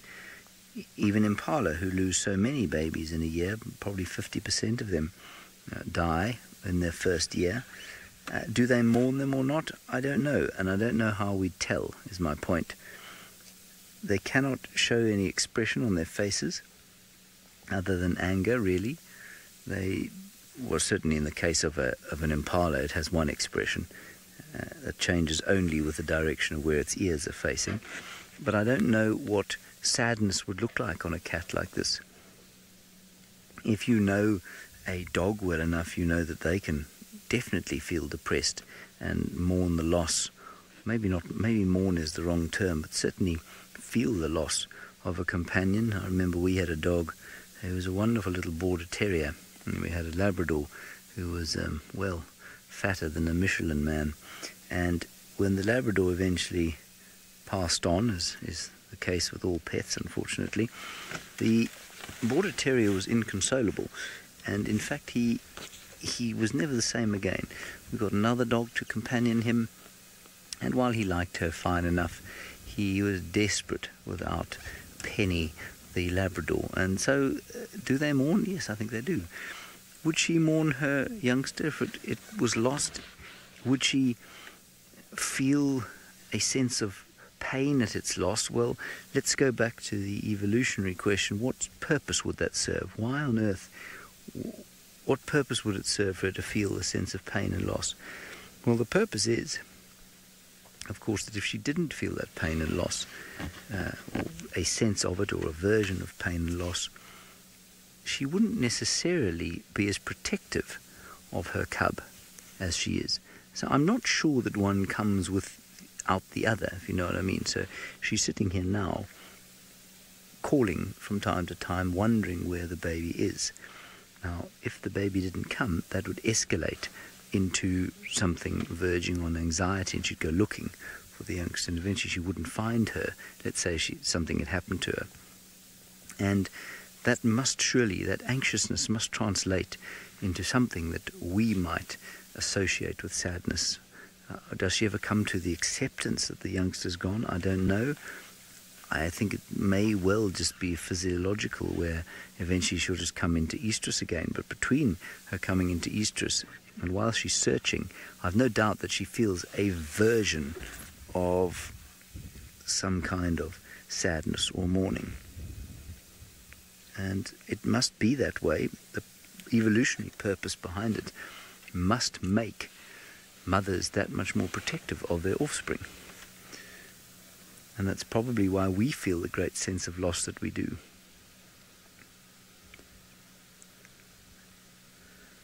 And why we're so desperate to hang on to our loved ones, because without that sense of community and attachment to one another, our ability to survive is severely compromised. And it's such a crucial part of who we are as human beings that anybody who doesn't feel it we term psychopathic. This is the definition of a psychopath, really, I think, is it somebody who's completely unable to feel or denote any kind of right or wrong, sociopathic perhaps, where you're unable to feel any empathy.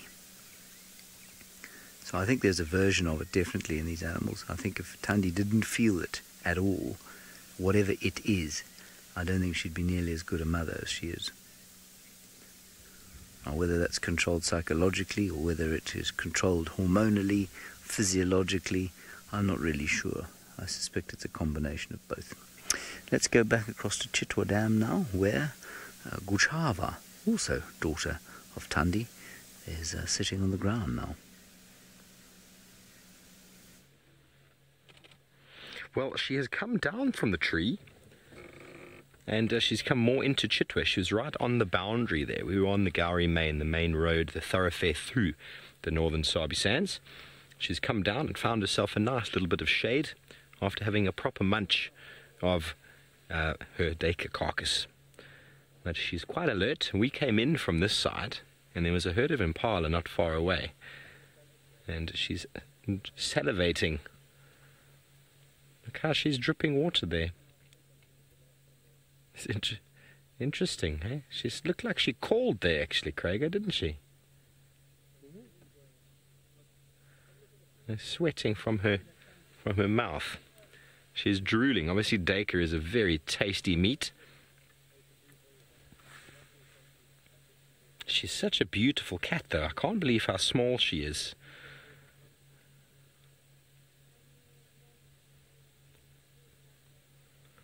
Paula, generally what happens is the first 15 months to 2 years, should I say, of having a cub, until 2 years or so. It can be a little bit earlier, but it's generally up until about 2 years that a leopard will not mate while they have cubs. That's one of the reasons why lions and leopard males will kill cubs, because it brings the female into estrus within 30 days. It's a very short period of time. So they're basically off the market until the cub reaches a certain age. But I've heard stories, when I spoke about this months ago, I was told that people were actually had seen, who was it? One of the other cats was mating. I think it was Shadow was mating, and she still had a cub. So that's just strange behavior, I think. But these things happen, I suppose, and maybe it was a way of her preventing that male from killing her cub. But why she came into estrus, it's hard to say. And you know, it all is just, they don't all read the same books. That's why it's marvelous to be able to spend time with these cats and to document exactly what it is that we're seeing. Because nature is writing history day in and day out. I'm just going to move up in a second. We've got another vehicle joining us. I'm going to let them come and take my spot, and we're going to move just in front of her. Ari, if you want to just move up behind me, I'll move forward. She is so gorgeous, though. Such a beautiful cat. She's now finally giving us a good look, isn't she, Craigo? There we go.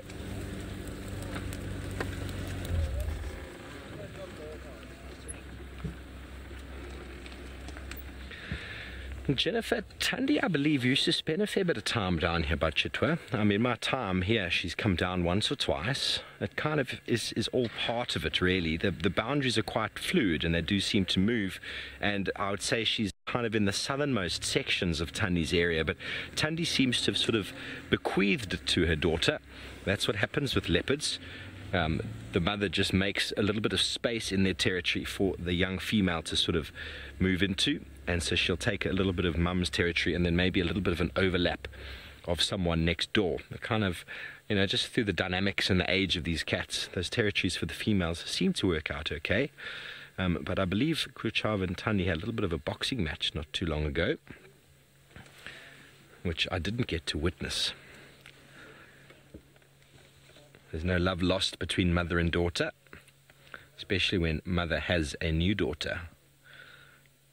One of the biggest fatalities or causes of death in leopard cubs is other leopards, so they are very cautious around them. I know we see very interesting dynamics in this area with regards to Sana and Tingana and Tandi and doing their thing. Very, very interesting dynamics, and it's a privilege to be able to witness it all. So she seems to have stopped salivating. It's time for a bit of a groom. The temperature has dropped quite a bit, which is nice.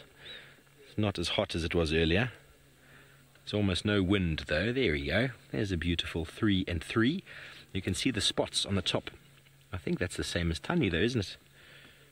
I'm not mistaken.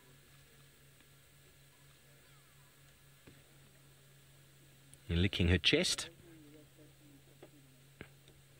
Well, let's hold that frame there and let's see if we can get a very similar look when we go over to the leopardess Tandi.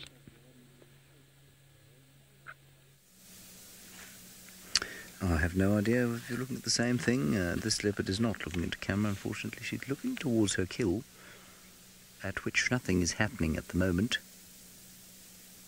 It was a very interesting discussion we had, so thank you very much for that, about mourning. I find the subject of emotion in animals fascinating. In fact, the whole subject of emotion and the reasons for them in us as well. Very fascinating.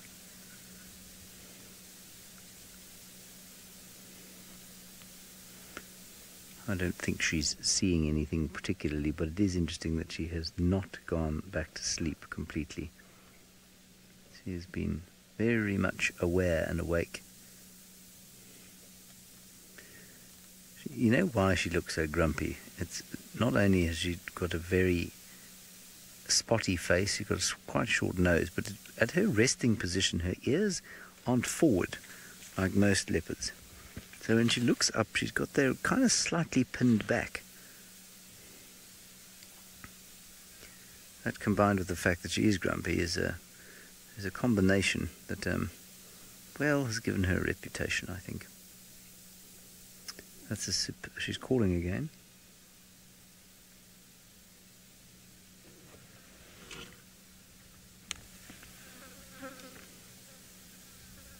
Okay, let's move. I think that's a ridiculous shot to try and have, don't you, David?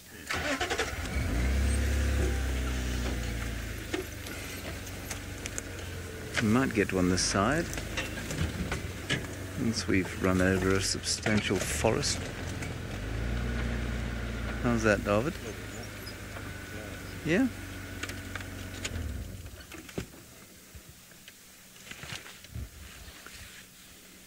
There we go.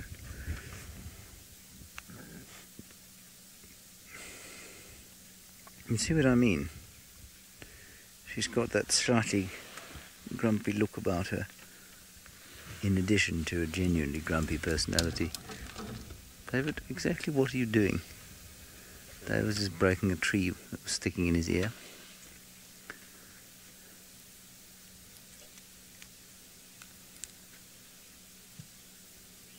Yeah, there you go. Yeah, Anna Marie, really nice example there. You say Karula called for her cub for 3 days after her cub was killed by hyenas, and you thought that was mourning. Well, I think that's a perfectly acceptable interpretation of that behavior. You know, whether we call it mourning, whether we call it a loss, whatever it is, she was looking desperately for her cub, and there was some kind of feeling that was driving her towards that. Now, again, like I say, was that psychological or physiological? It's probably a bit of both. She was an experienced mother at that stage, so she knew what it was like to have a youngster. So there would have been a build-up of psychological preparation for having a youngster, and then I guess losing it would have affected that. And at the same time, the anxiousness that she would have felt would unquestionably have created a hormonal response which would have made her react in a certain way. And, you know, whatever you call it, I think mourning is probably the best interpretation that we can give as human beings. We know that elephants go to elephant bones, put them on their heads. I know Brent likes to say, they're just putting bones on their heads, they're just being curious, they're not mourning. Brent doesn't like to ascribe too many human emotions to animals. I think they're mourning. I think they're sad.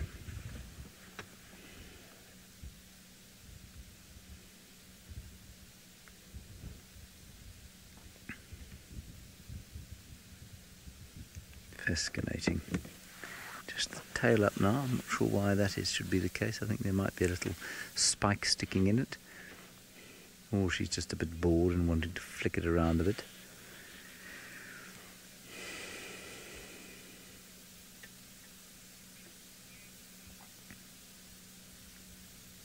So Tiamat, you say when a bond is broken, what was that, Kirsten? When a bond is broken,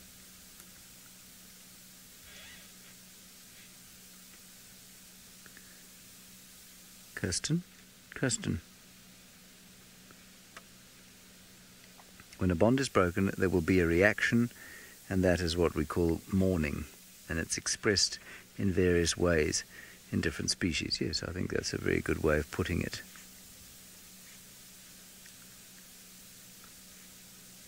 Sorry, I'm just listening to the radio, which is going ballistic in my head again.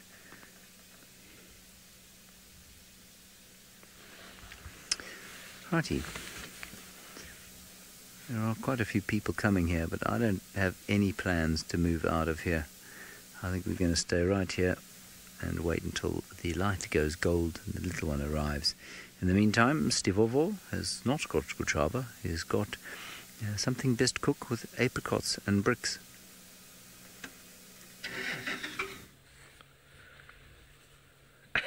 With apricots, apparently, yes, indeed, they go very well with apricots. Well, we moved out purely because it's a busy sighting, a few vehicles coming in to have a look.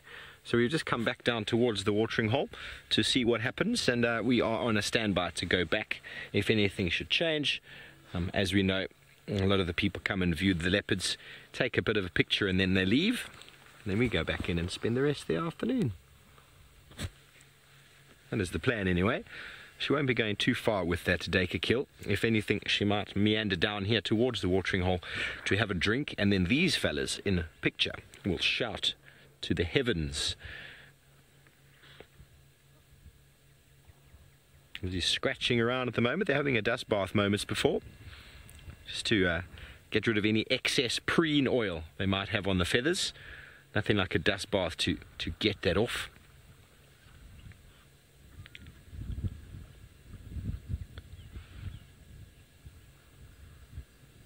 Very important buffer food in the guinea fowl. They actually increase in times of stress and drought, where a lot of the other animals actually decrease, and then the guinea fowl will form quite a nice buffer prey animal for your small reptile, small carnivores such as leopards, caracal, serval, wildcat, who don't enjoy guinea fowl with a bit of apricot. And it's just like that. You can probably hear the noises of the hippos in the background.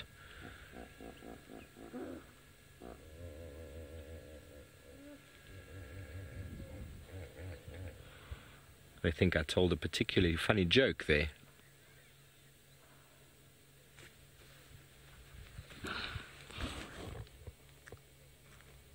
Craig was betting me 50 Rand just now to swim across to Impala Island, and I said, well, maybe he should deposit it into an account for me, because I probably won't be coming back. Getting across to Impala Island is doable, but coming back, okay.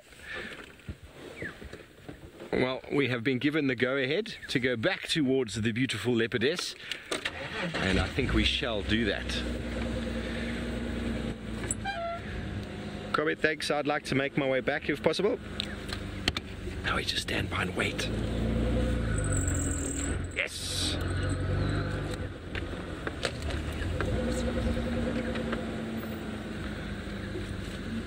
Yeah, not a problem. Just let me know. Thanks very much, Harry. Okay, so there are 2 vehicles on the way, and then there's 1 vehicle there. So in about 5 minutes, they will call us in. So we can do a little bit of a turnaround, chitwa watering holes, see what we can find over here.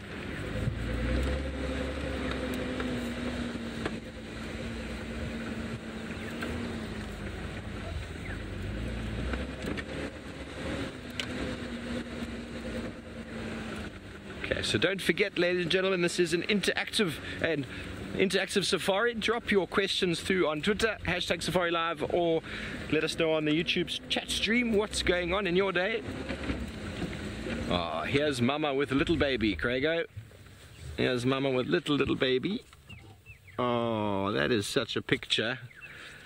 Oh, hello. Hello, Mama. That is a little baby hippo resting on Mum's nose.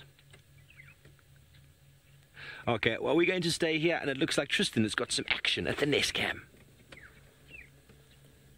We do indeed. We've got another animal that's come down, which has made quite a few species this afternoon. We've had lots and lots going on, and none bigger than what's currently there now. So we've got a big bull elephant that is now kind of coming along and should drink right there where it is now. There's a little pipe that comes up that actually feeds this pan, and this is the place where they normally drink. Now, we're going to go live on another platform, so I'm going to hold off speaking for a little bit.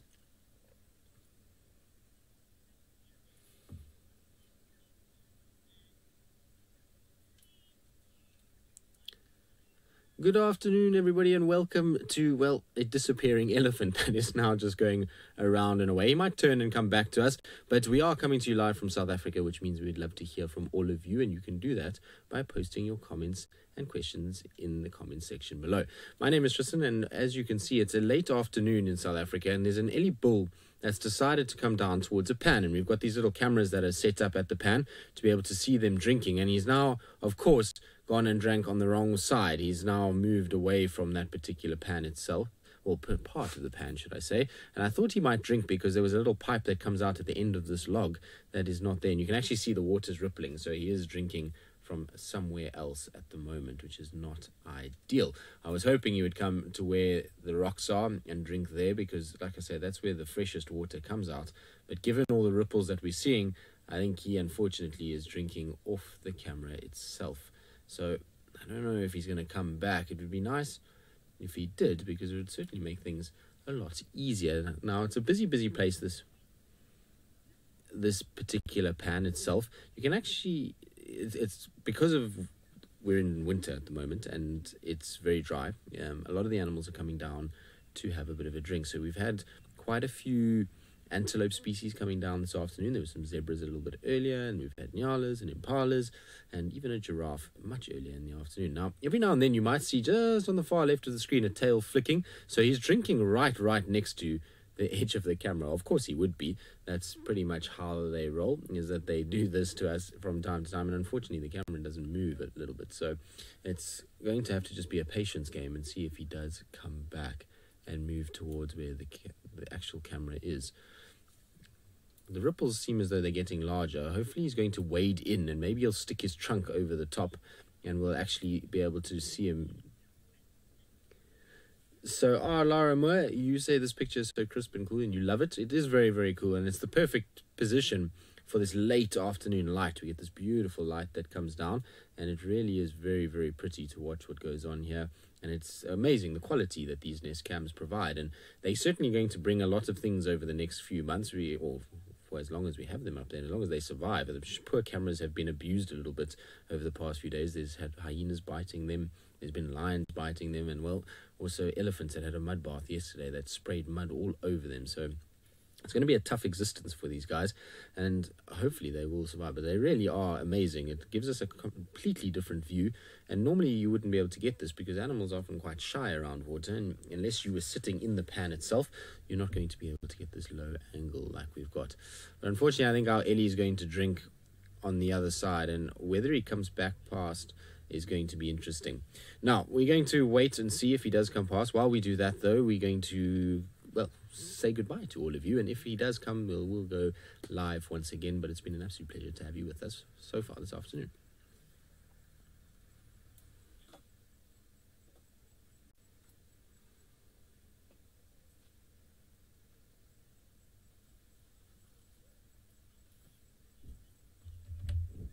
Right, well, while we try and see if we can get another view of this elephant, who of course is going to come past, let's send you back across to Steve, who's got some baby hippos at Chitwa.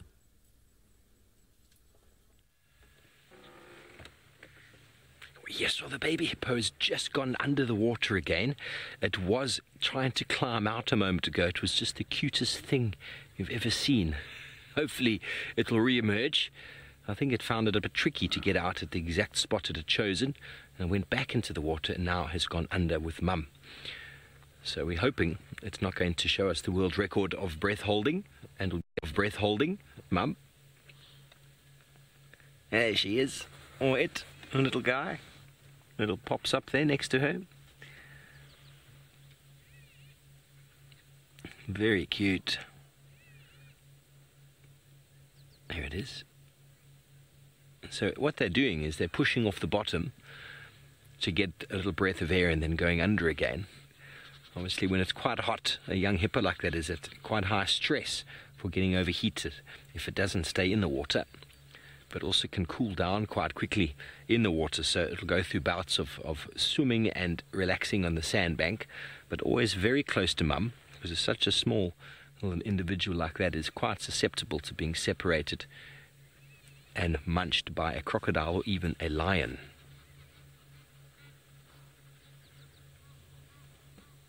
Hip hip hooray, Nancy, indeed. Hip hip hooray.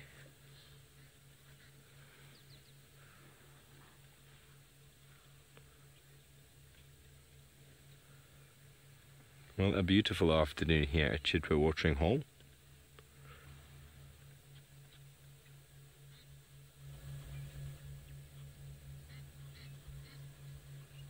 There's a gaggle of Egyptian geese before as well. There's more Egyptian geese here than I've ever seen. All around the edge there. They're having a little bit of a battle royale not so long ago. You can see them just up on the bank a bit more right, Craig. There's a number of them there already. There we go, in the middle.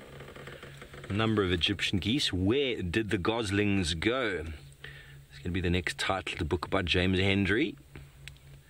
We still don't know what happened to the goslings of Buffelshoek Watering Hole. But you can see how they walk around grazing on this very short grass. Not only hippos are good at making the lawns, the geese do the same thing, being herbivore.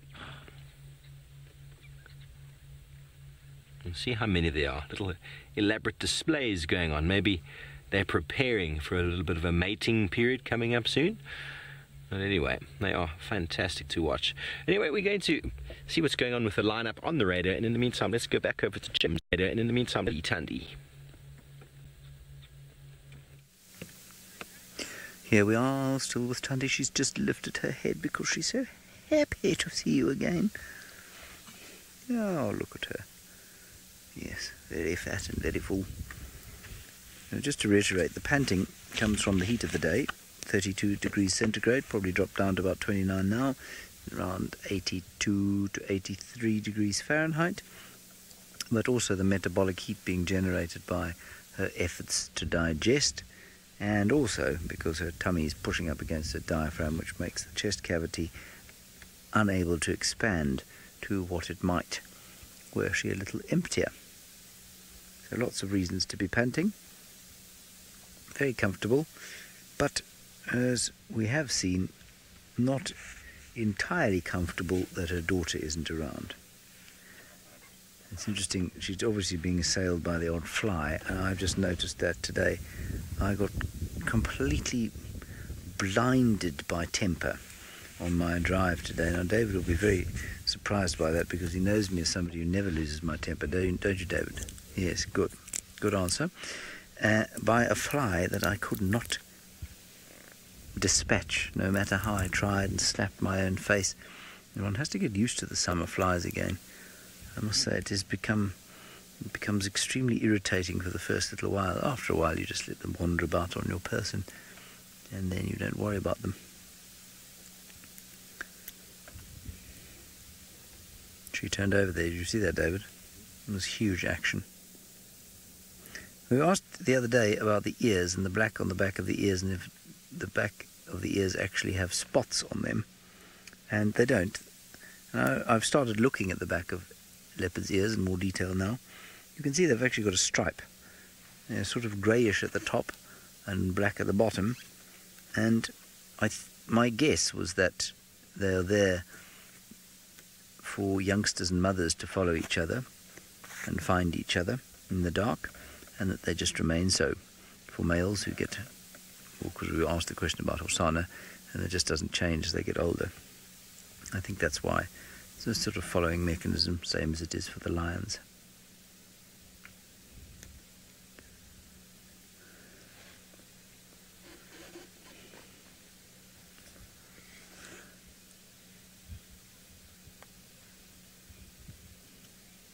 Grace, I'm afraid I haven't heard about the orca that carried around its baby for 17 days. That is fascinating stuff. I suppose a little bit like gorillas. We had that amazing sighting when Brent was in Rwanda, and he had that gorilla sighting where there was a mother holding a, well, a rotting carcass almost of a baby that was obviously dead, and she wouldn't let it go. Now, I think it's quite an interesting topic here. Is she mourning? Does she think that thing's still alive and it's going to start feeding? Is she so blinded by sadness that she's unable to let the creature go? I don't know the answer to any of those questions. I suspect that they are all quite closely related when it comes to the motherly response. So the orca and the gorilla have a motherly response to this creature that has now died. Do they know it's dead? They obviously know there's something wrong. It's not behaving like it should be behaving. It hasn't disappeared. It's just died. So what does that mean?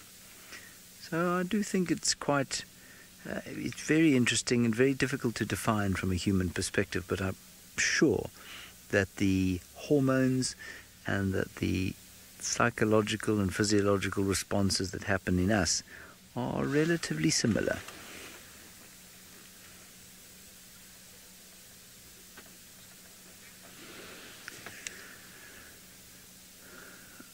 Now, let's go and find out from Brent, because he obviously has quite a good experience of gorillas and he was there in that sighting. So ask him about animals and mourning.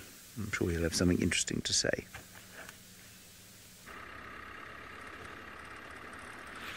Hello, yes, we were in Rwanda, probably close on 2 years ago now, and it was a very disturbing sighting, that female carrying around her very, very dead infant, who'd probably been dead for 5, 6, maybe even 10 days. The smell was quite incredible, and it is always an interesting argument whether animals can understand loss or suffer loss. I would think with primates it does tend to be more of a thing. Baboons often will carry around carcasses, vervet monkeys, gorillas, chimpanzees. Chimpanzees will sometimes eat the carcasses though, which is a bit grim, but female chimps have been known to defend and hold on to carcasses before. It's a very interesting discussion. Where does instinct and emotion take over? Now, when it comes to the big cats, again, some of you probably aren't going to like this, but I personally believe, and you're more than welcome to believe what you like, that it is more instinct than emotion. I mean, I've watched a leopard watch her cub get killed by a male leopard, get chased by the male leopard, run and come back and call and call and call, and then find the carcass of her cub and then eat the whole carcass, and then still return the next day and call and call and call.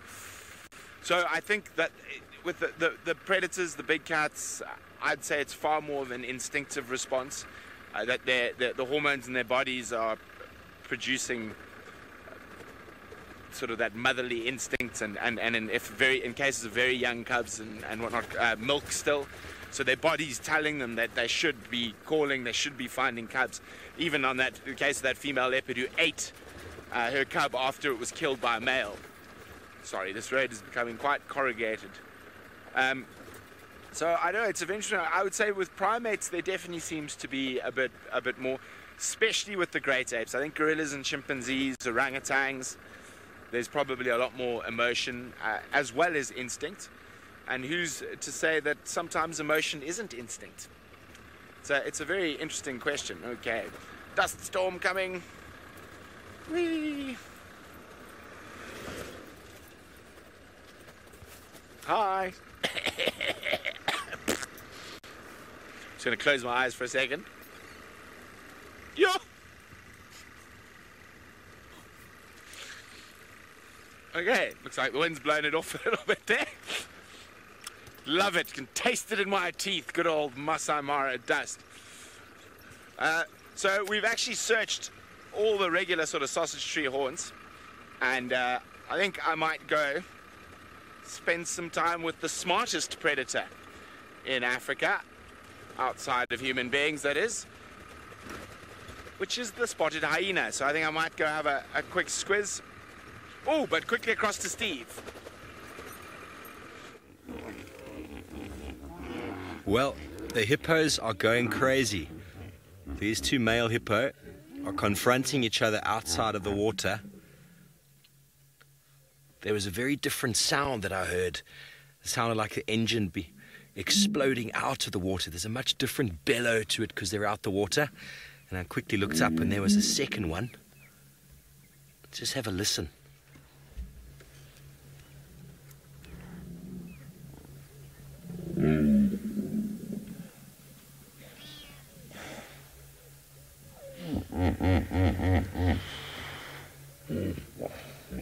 You can actually hear that there's a very different sound. The acoustics are different when it's out the water. You don't get to see this very often. Don't know who is the dominant.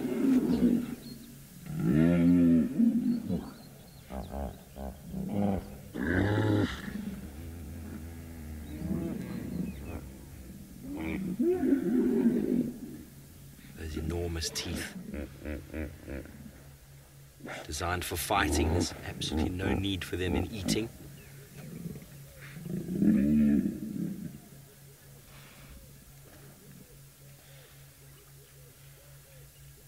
I saw that male go out the water, the one on the left, on his own. I was wondering what he was doing, and then we heard that engine turn on, and they're now confronting each other. I'm assuming the one on the right is maybe a subordinate male who doesn't actually have territory to this area. He's maybe trying to slink his way in. There you can see him backing away. Definitely turning his shoulder, not showing dominance. You can see him busy spraying his dung now. Maybe it's a show of defiance. They're going to go into just a little bit of muddy water there. Look at all the scars on his back. Hello, Byron, age 12. A hippo claims his territory through fighting. Through fighting and also through defecation in the water, but primarily through fighting and dominance displays versus the other hippos. And if he claims that patch, he'll have claimed it through physical contact with other males. And if any other males come towards his patch, he will fight them and chase them out. And the purpose of defining his territory is to have a nice area for the ladies to hang out in. It's all about the ladies. And the more space you have for the ladies to hang out in, the more access to feeding grounds, well then the better your territory is regarded to be. It's different in dams versus rivers. Rivers can be quite long and meandering. You get different shallower and deeper areas, and those will also be claimed. And because in Africa invariably most of our rivers are quite perennial, dependent on rain. They do get sort of more shallow or deeper as the seasons change, so those territory places will change as the time goes on, and the biggest, strongest males will have the best areas with access to the most females. But I'm not quite sure what's happened to this battle. It seems to have just ended with a whole lot of posturing and funny sounds. Ravinda, yes, they do. They can fight to the death, and it might not invariably directly lead to death. They might bleed out later if there's a proper injury, but if a male hippo evicts one from a territory or from access to water, that could end up leading to his death, because if he can't get hydrated, it could, over a period of time, lead to the sort of drying out of the skin and potentially that animal dying. But hippos are well known to kill each other, big males versus big males. And it's all through those huge incisor teeth, tusks that you see inside the mouth. He's looking a bit undecided, isn't he? Did they have a bit of a turf war that we just stumbled upon? Very hard to say. I was hoping to see a little bit more, weren't you, Craig? 100% live, folks. You never know what's going to happen next.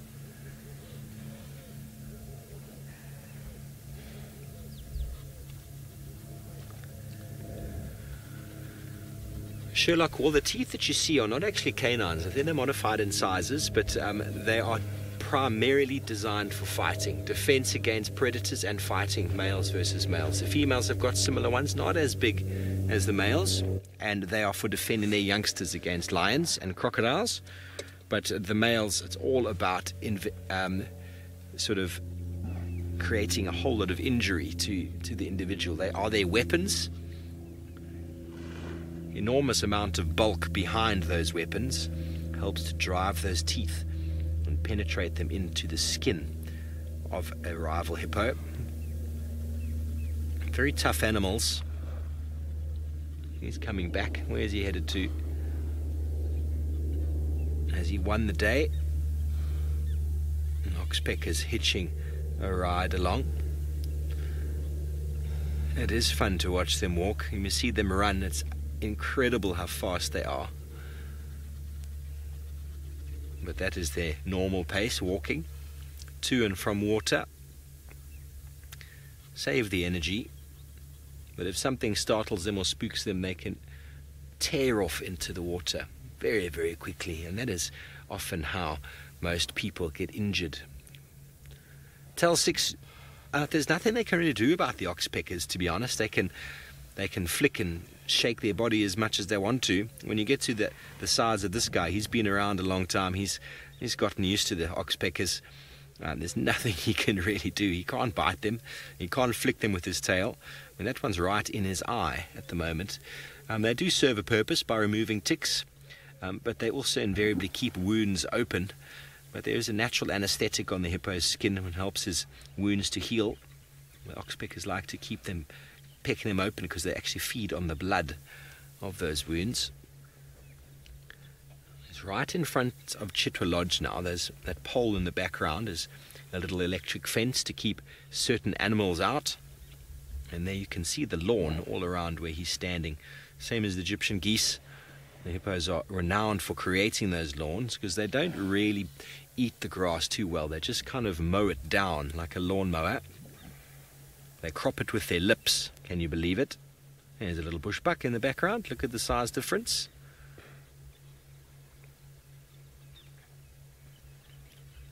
There's the viewer's deck. Hippo, where is he off to? It's a fantastic view. Is he finally going to go in? Really strange to have seen what has happened. He was on the other side of the watering hole and now he's walking to the other side.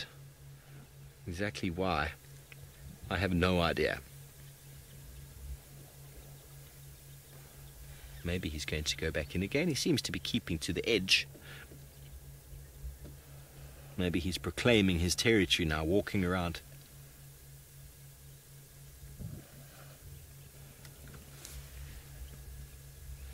Jennifer, I don't think hippo teeth are ivory. So they are, I don't really know why they're not poached. No, they are something that will get taken and used, but I don't think they have the same consistency as ivory in the case of elephants. But they are one of the things that people do take from the wilderness. But they're not the tusks are not as big as elephant tusks. Elephant tusks can be over 200 pounds in weight. I don't think you'd get a hippo tusk more than about 4 or 5.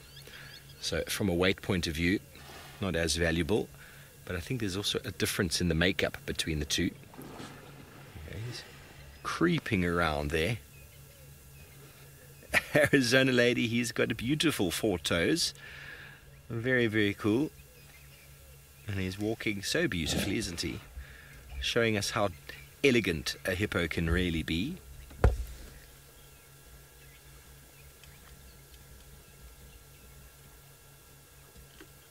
There's a lapwing. No, sorry, that was a wagtail just in front that landed there. Well, I'm not sure what this hippo is doing. I'm not sure he knows what he's doing either. It's a little bit early in the day to be going out and feeding. Maybe he's a little bit concerned with the interaction he just had with the other big male. There we go. And he started to move. It's still not full speed. Something's bothering him. You see how his head is held up high. There comes another one. Oh, here we go. Should I reposition, Craig? Yeah. There's another interaction happening here. It's almost as if he's been provoking the other male.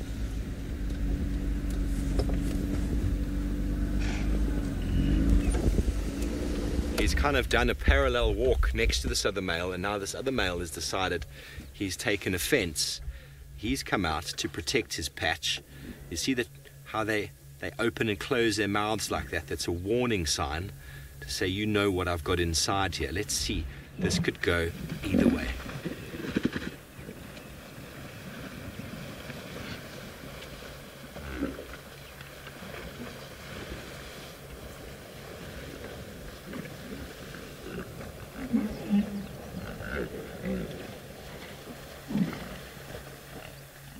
Look at the power behind that.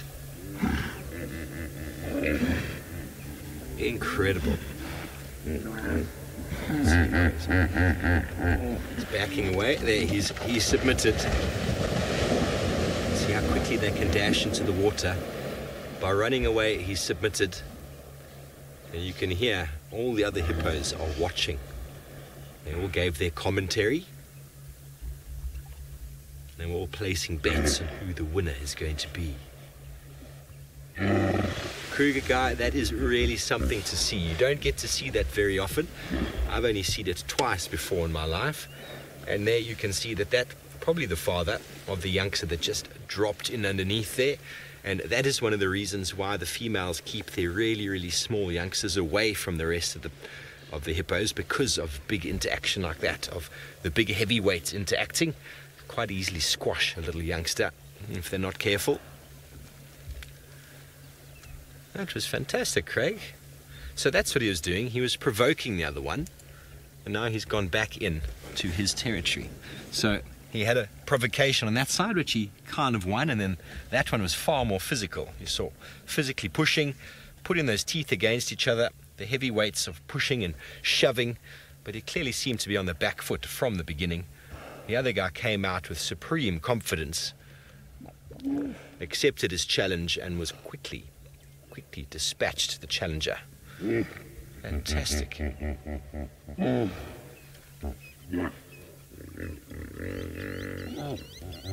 Andrew, it's hard to say. I think, if they defend their babies against predators, I wonder if you mean.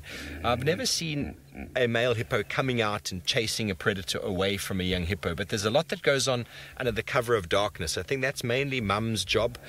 In the water, if a crocodile comes too close to hippos, any one of the hippos could munch it in half, so they do steer clear. But the male hippos are more territorial. They're more sort of defending their patch, and if anybody comes too close to their patch, they will chase them away. Can often end in the death of that individual, even the breaking of a boat. It happens quite often in Africa, where hippos will chase and capsize fishing vessels, people on canoes. And while we are waiting, watching, the setting sun is moving in from the right-hand side. Craig is just going to pan slowly over to the right there, to the west, should I say, and another beautiful scene unfolding.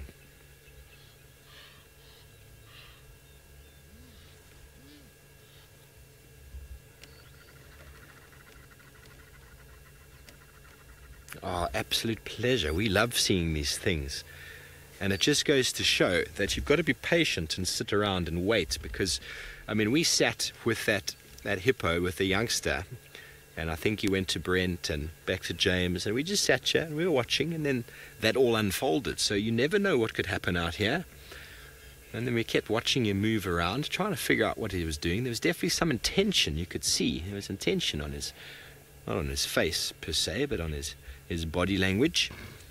And that led to what is probably the best sighting for me of the day, which is great. It's eating into my medicinal Tuesdays. Sorry about that. But when you've got action, we're about to be going back to Kuchava, because it is getting interesting. Okay. Well, we are going to go back over there, and let's go to James, who is probably going to be leaving Tundi shortly.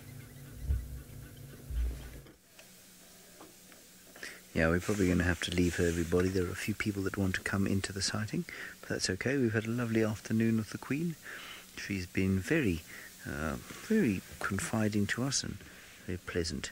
Unfortunately, Tlalamba has not arrived, and I'm not sure if or when she is. So what we're going to do is spend another 2 minutes here.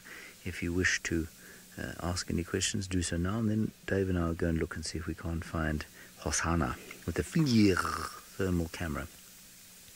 I have my suspicions for where he is, and so we'll pop down and see if we can't find him as the beautiful Queen wakes up.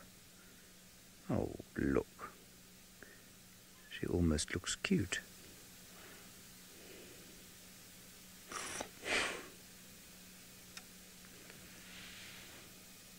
I imagine very shortly she's going to get up and start calling her mum, at least her baby.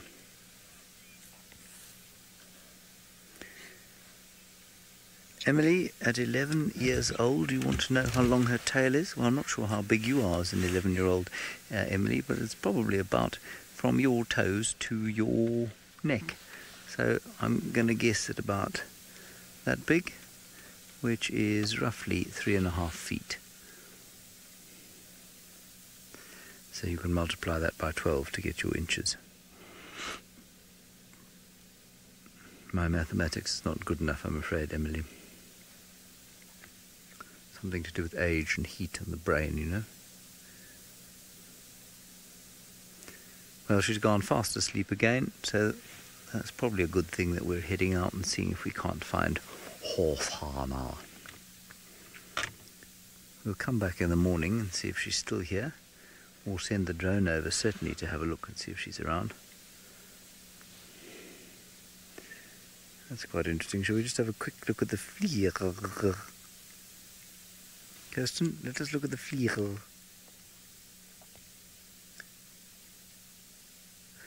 Right, so that is the FLIR thermal camera, of course, that shows us a heat signature of what's going on there.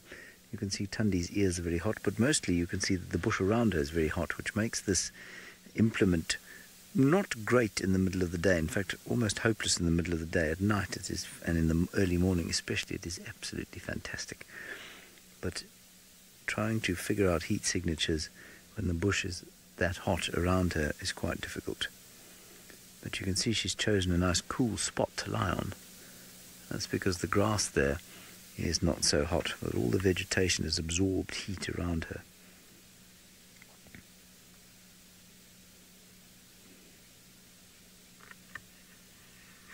"42 inches for the tail, thank you very much. That's many inches indeed. There you go, 42 inches for beautiful Royal Highness, no Majesty, sorry, not Highness, Her Majesty, Queen Tundi.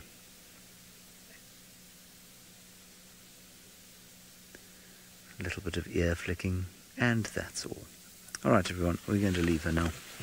Let's press on, see if we can find Hosana the male leopard. Just going to tell Taxon he can make his way in here. Tax, we're going to pull out, you can make your way in. And hopefully she'll find her little baby next time, or not next time, round this evening, and she'll be able to feed her. I'm pretty sure that that will happen at some stage. The little one will get hungry, and suddenly its independence won't seem like such a great idea. It will start to feel like independence should come perhaps in a month or two's time. I think it's very much like human beings who like to assert their independence until they realize that they don't know how to cook, have nowhere to stay, have no transport or anything like that, and suddenly they think, well, maybe home's not such a bad idea. I had a friend at school who swore blind he was going to leave home by the time he was 16 because his parents, he thought, were so awful, so dreadful, didn't understand him at all. He didn't leave home when he was 15. In fact, he stayed until he'd finished university, which was unsurprising. A lovely picture of the sun there, David. Look at that. That's gorgeous. Paula, we think so. We're not entirely sure, but we think so, yes. We think that Thandi would recognize Guchava as her child. She wouldn't necessarily like Guchava, though. In fact, we have seen on a few occasions that she doesn't like Guchava very much, and that's because Thandi is a female leopard who is territorial and is therefore not going to tolerate having any female leopard, daughter or otherwise, in her territory. Gorgeous colours there, David. Very pretty indeed. Lovely.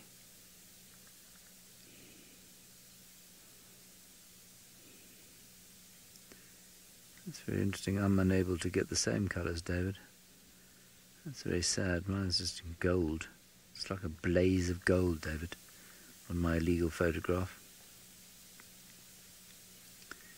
For my illegal photograph, Kirsten, if you must know.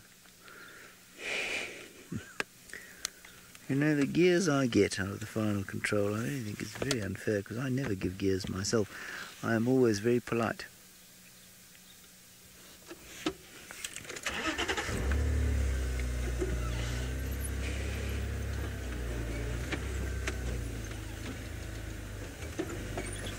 On we go. Down through the riverbed, up the other side, and hopefully to Hosanna.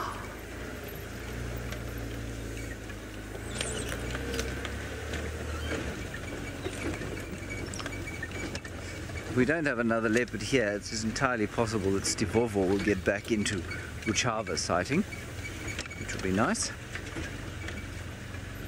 I'd quite like to see her. Apparently there's no space there at the moment. Yeah, maybe there won't be.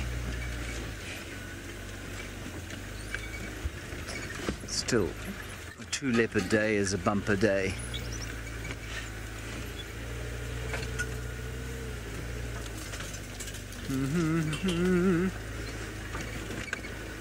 Ooh.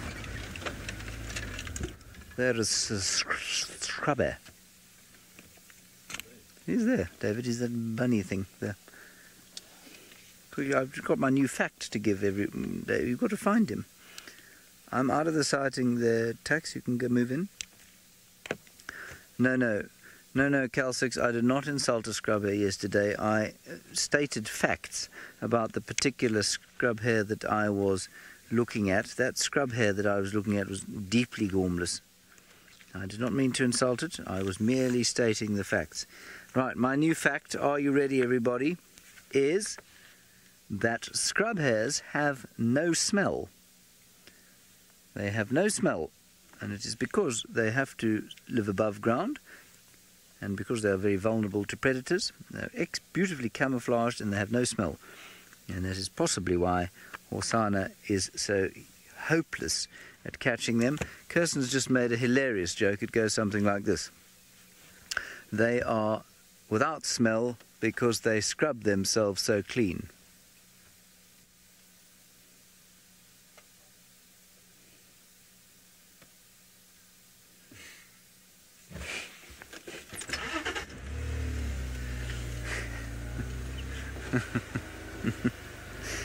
I suppose it's relatively funny.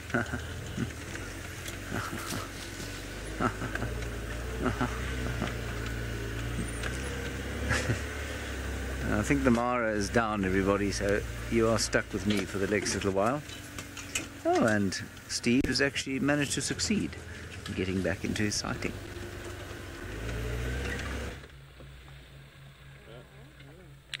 Yes, we have, and she has moved down into the drainage and onto the other side what actually happened is a honey badger came running into the sighting before we got here, and that has caused her a little bit of interest. I think she's moved a couple times, and now she's come and laid down right in front of the car.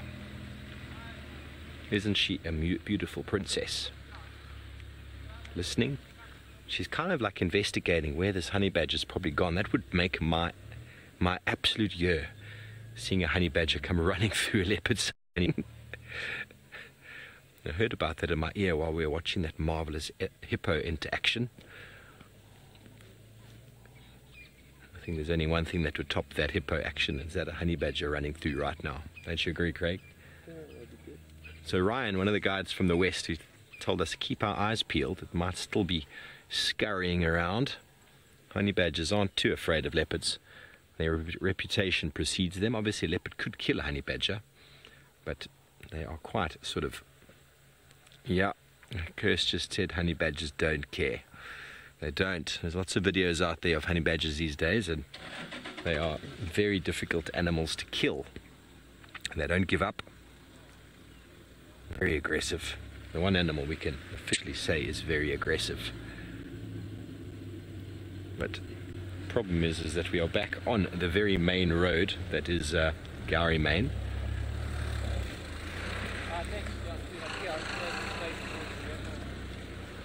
Which means that there is traffic.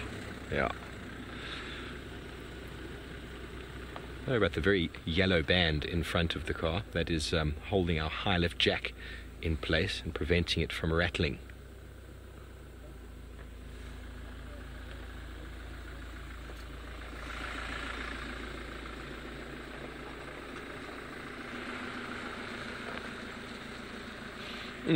I would love to show you a honey badger, folks. I would absolutely love it.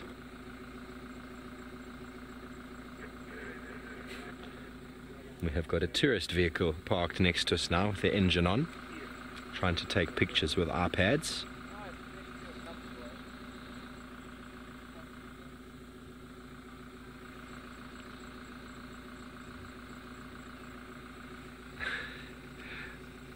So she's trying to listen to her surroundings.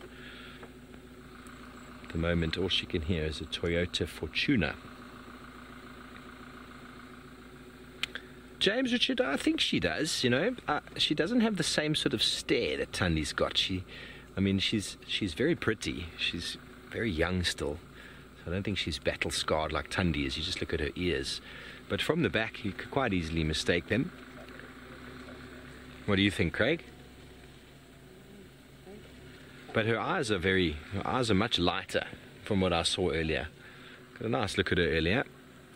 She's very dainty. She's a beautiful lady. Beautiful, beautiful lady. Can you folks see? Can you see? There she is. Look at those eyes, hey? Isn't she gorgeous? She's wondering, where did that honey badger go?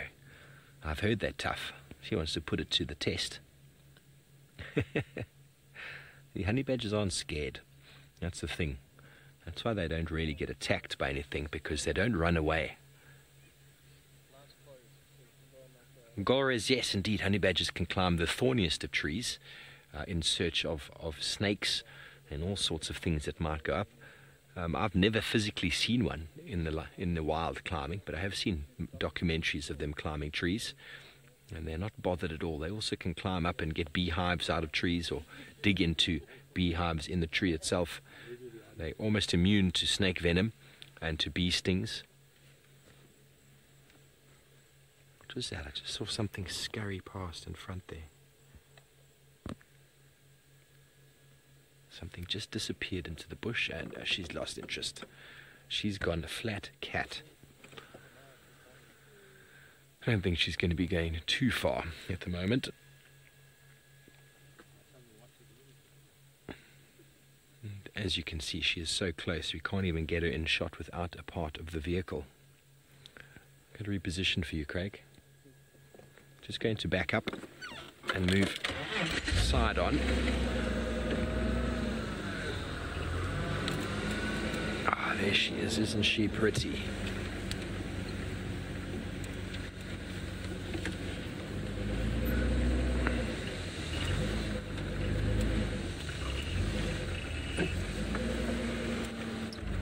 Sorry about that, Craig. You now have to do some leveling.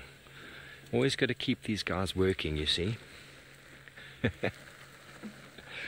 Only joking, Craig.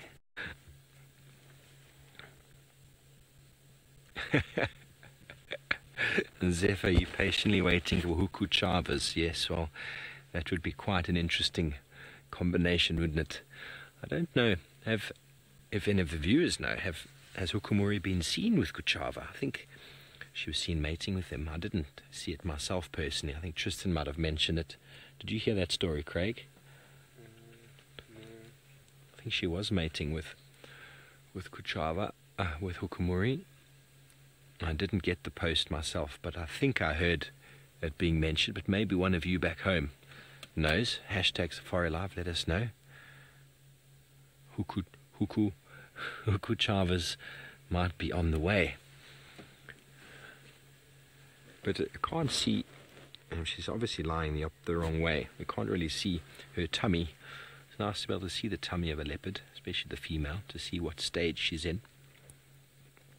You can see that from the mammary glands on her tummy, whether she is suckling or whether she's maybe getting ready to have a cub. I think that's what some people were saying about Shudulu, but I haven't seen her. James had her the other day, and I didn't hear any mention of any suckle marks. There's a rumour coming from the west that she's pregnant, but I don't know. One of those mysteries. If she is, it'd be nice if she found a beautiful Shudulu on Juma to have her cubs in.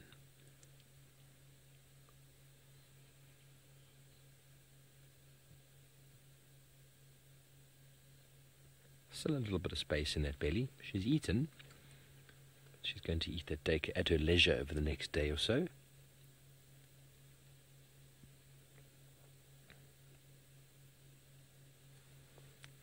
But she's officially a flat cat.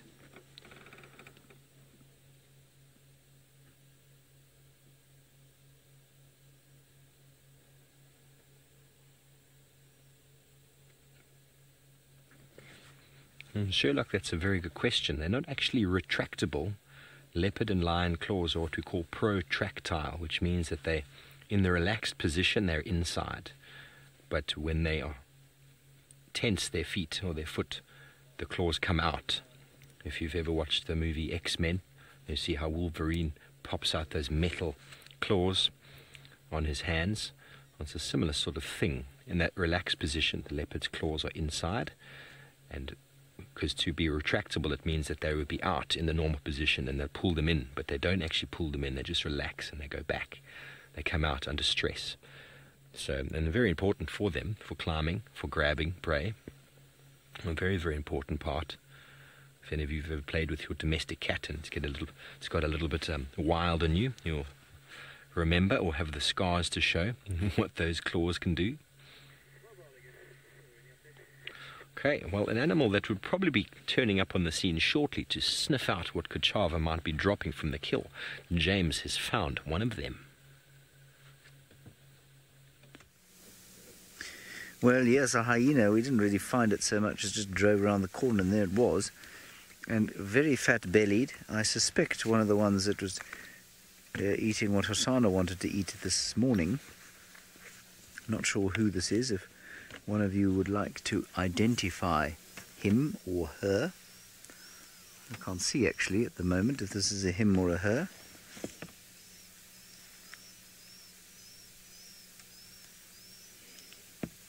Ah yes, David, let's get in there. I know this is not a particularly pleasant view. But that looks like a female to me. That looks like the false scrotum as opposed to the real one.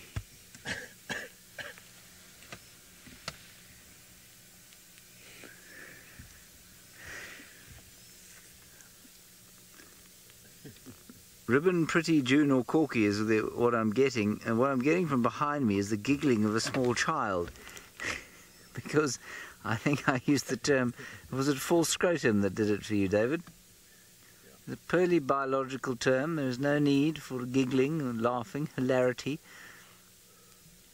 He's breathing now heavily. Now, of course, he's got the giggles, he can't stop. Anyway, I think this is a female. I also think that the leopard is not far away because there are birds shouting. The only thing that's making me slightly doubt myself is that I don't see any swollen teats.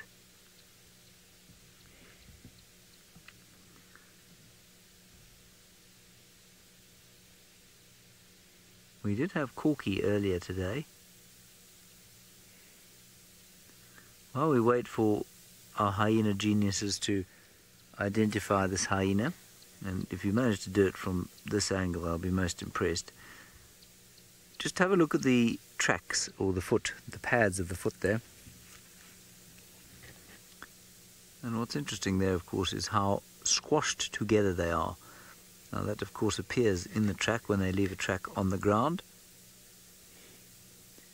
and looks completely different from a cat track, which is much more exploded. They don't have that kind of compressed foot like those ones. Good, nice to see. And Raphael, you say this looks like Corky. Well, I'm glad. Corky, of course, is a female, so I'm very pleased that you agree with me on that score. And Crystal, you confirm that it is in fact Corky. Good. So Corky is so named because of her propensity to cork a den site hole. That's what she did when we had her at a den on Djuma. As far as we're aware, there isn't a den here on Djuma at the moment. She headed off towards the east of where we are now this morning, but whether or not that was to a den, I'm not sure. I'm pretty sure it's not on Djuma. We've walked this place flat, but perhaps it's moved. Perhaps they have come back onto Djuma, and we need to do a little bit more investigation. I think we'd have found it with the drone as well. You know, there'd have been a lot of activity around about when we were flying the drone. That's when the hyenas tend to come back to their den sites. Kirsten says she doesn't think I'm looking hard enough. Well, Kirsten, I'm very sorry. I'll go out after drive with a torch and see what I can find. Shall I? Will that satisfy you?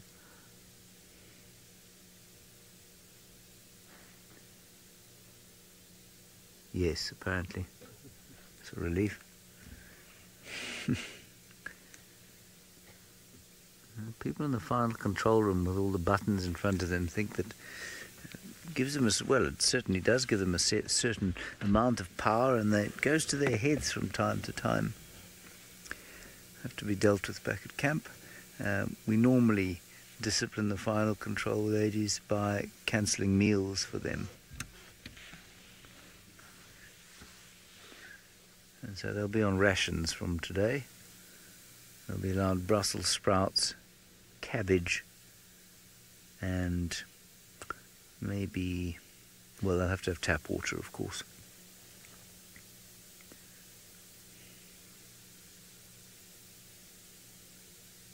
Right, I need you to move now, Corky. I've got very little time left to find Hosanna the male leopard, and much as I find was amusing as David finds that end of you, I think it would be better if we had the face of a leopard, if that's all the same to you. All right, I'm not sure how we're going to get past her without... I feel bad pushing her out the way. So I'm going to go up and over here while we go to the Marcy Mara for a view of Brent Leo Smith and another view of the Marcy Mara.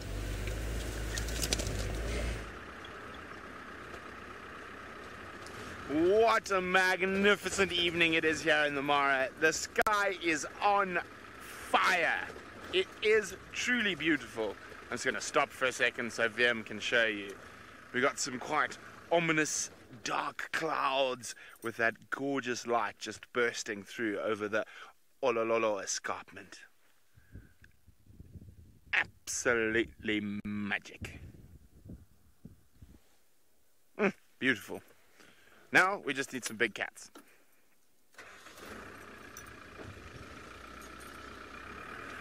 So we decided to just come have a quick look past the river where Scotty was a bit earlier, because we've got the lovely Sylvie with us tonight, so we can stay out a little bit later outside of the park times.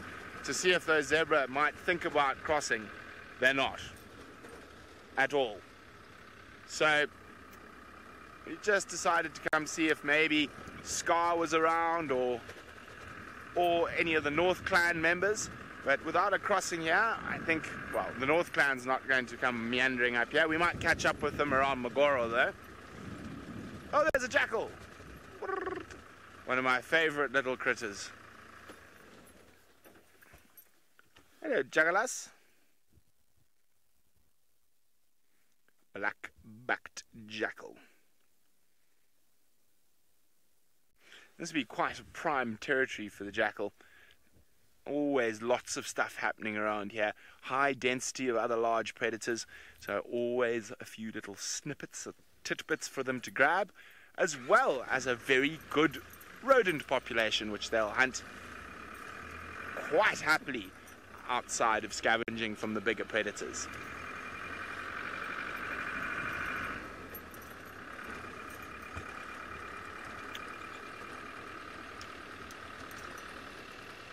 I thought I saw a puddy, I didn't.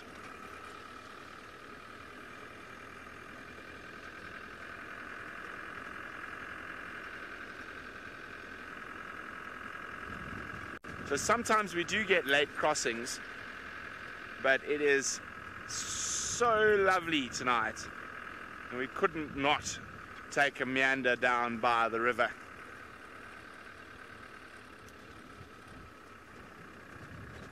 And we're at that perfect time of the day when the lions and leopards start stretching and getting ready to go out on the hunt.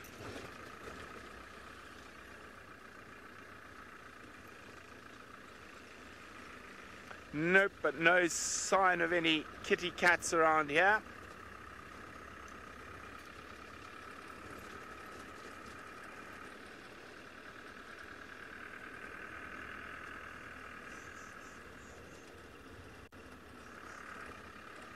Now, I always look for leopard as I come through here.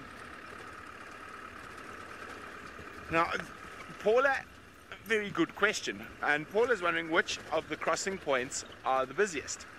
It completely depends on the year and the amount of rain.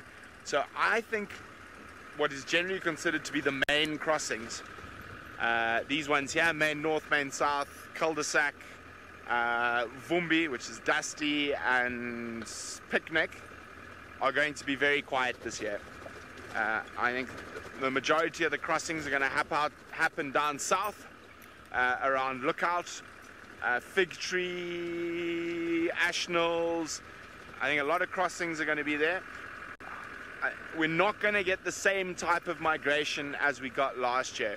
We're not going to get that massive numbers pushing all the way up into the northern part of the triangle. A lot of the wildebeest got to the edge of the burn, and today they were all heading back down towards Tanzania. There's just so much grass at the moment that they're not needing to travel as far as they have in past years. Now, I hope I'm wrong and they all come up here, but I don't think so. I think the migration is going to be very short and very small in Kenya this year. There's just so much to eat that there isn't the pressure that there has been. Oof. The one thing I must say, you can't ever really get tired of the Mara skies. They do... Oh! Speaking of North Clan, now, of course, unlike Jamie, I cannot identify these creatures like that. I normally have to take a picture and send it to Jamie and she can tell me. But this looks like a boy. There's no crossings happening, chum. Sorry for you. Not much going on down there. I've just checked. You can go back to the den now. Okay, well, we're going to let him find out that there's not much happening for himself down towards main north, south and Dusty crossing. And we're going to keep moving along almost due west for the next while. In the meantime, we're going to send you all the way back to South Africa, to Steve and Kuchaba. Yes, well, she moved over She rolled onto her tummy, gave us a very cute cat onto her back, showed us her tummy, gave us a very cute little leopard look, that one where you almost feel like you could go up and scratch her tummy, but you know you probably wouldn't have a hand left afterwards. And the hair around her mammary glands is completely dried up. There's no active or any sort of new sort of suckle mark, so there's definitely no cub nearby, and she doesn't look pregnant. But then I am no vet, I can't see these things. It might still be early days. Not so long ago that that old Dennis was reported missing.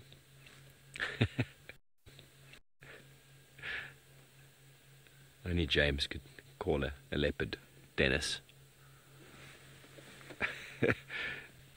So I haven't heard any feedback from any of the viewers whether they are aware of her mating with Hukumuri. I believe she did. I haven't heard any active news myself. I think Tristan would know. I think he's watching the show.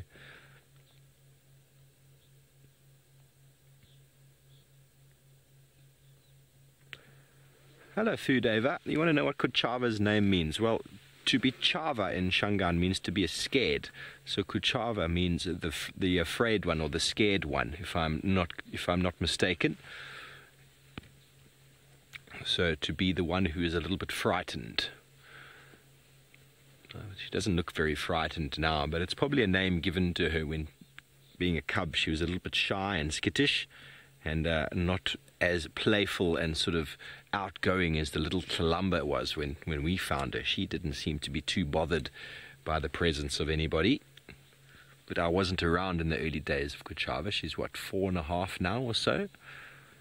So she's become a very nice, beautiful leopard, and I believe her last cub was her first litter. There'll be many more of them. She's standing into Tandi's role. Tandi has been around for, she's in her 13th year. She's had a number of cubs, successful ones, to name herself, Tamba and now Tlalamba. I'm not 100% sure on how far back. What's that, Craig? Okay, so light, Kirsten, so if we can go to infrared in a moment, that would be wonderful. Okay, so we have now changed to the infrared spectrum. You might not have noticed too much of a change there.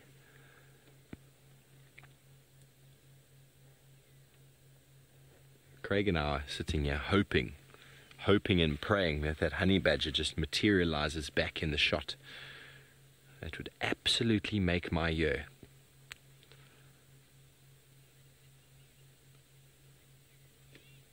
For those of you who are not aware, honey badgers are my favorite animal. And to find a leopard in action,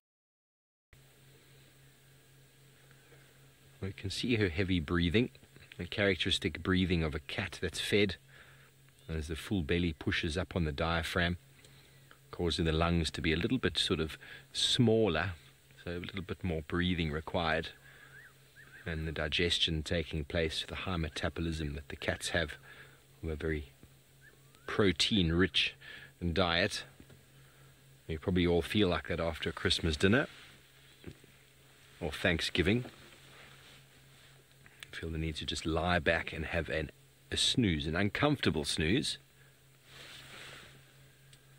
Okay, well, we're going to stay here with this beautiful cat until the end of the show, but in the meantime, let's go over to James to see if he's had any luck finding the little chief. Well, we haven't, but somebody else has. And I think it's Hosanna. They said young leopard here. Let's see if we can't find exactly. Yeah, that's him. There he goes. It's young Hosanna. He's miles from where we left him this morning. Apparently, Kirsten says there are about 4 dikers on the dam camera at the moment, so that's where he should be heading. I wonder why he's come up here. We're not too far from Buffelshoek Waterhole. Might be that he's hot and needed a drink, but I find it strange that he wouldn't have gone towards his normal sort of drinking spot. We'll just wait for these people to reverse out.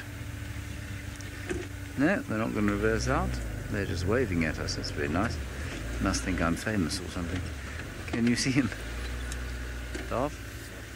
Nothing. Let me move in this way. Is it through here? Okay, thanks. He says they're going to move off. There he is. I'll just pull up here, Dov. There we go. Sorry, what was that? Kirsten, a very large bashing of trees and twigs. Oh no, I don't think he's limping, grumpy old man. I think he's fine. We can go to the Fleer, you'll see him there. Quite nicely.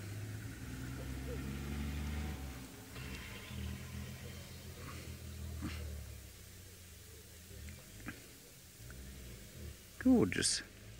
There we go. No, I don't think he's limping at all, grumpy old man. I'm interested as to why he should be here. He's definitely hunting, or he smelt something. Tandy and Tlalamba, no, quite a long way away. About 1.5 kilometres, I'd say.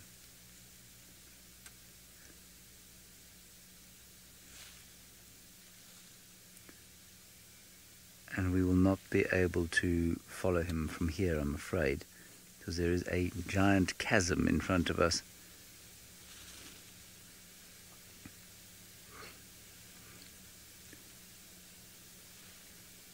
Yes. He's listening very carefully. Something has attracted him into this area. It's a bet it's a scrub hare. He spotted something. He's having a go. Birds flying out of trees all around him. I can't move from here, everybody. So this is the best view we're going to get. Look how hot the wood is. I'm assuming we're still on the Fleer, are we?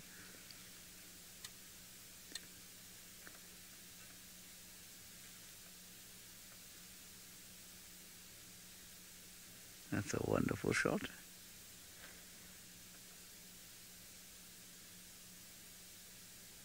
Very interesting to see him walking into this area. This is where Tandy and Tlalamba spend a lot of time.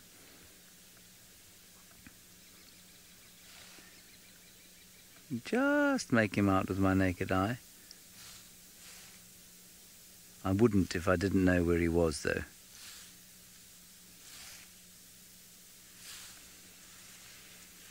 Isn't that cool? I'm stalking through there. I think whatever he thought he saw is gone. And you can see there aren't any other mammalian heat signatures in there.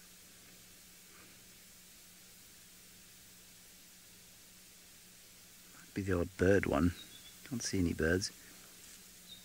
Very nice to hear the little white-browed scrub robin having its go.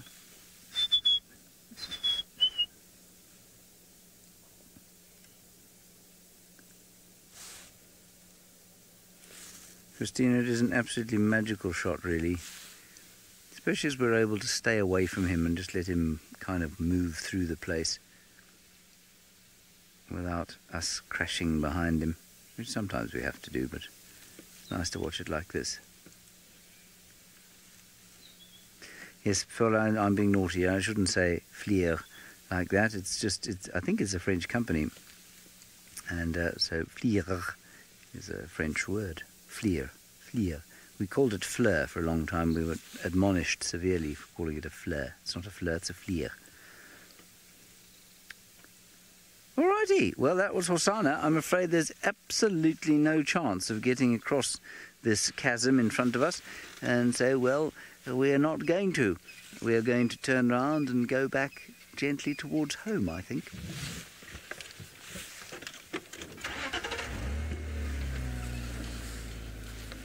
Oh, I'm glad you're on the main cam. That's excellent, Kirsten, because otherwise that shot of my face would have looked quite something. Frightful, even more frightful than normal.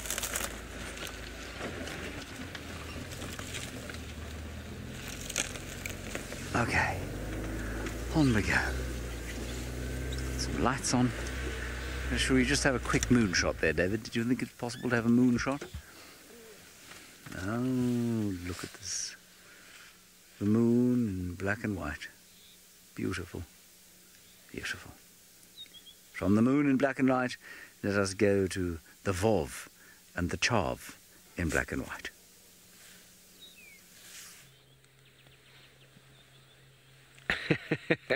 The Vov and the Chav. Well, here she is. She's turned over again. And she seems like she's having a little bit of a dream. Her face is twitching.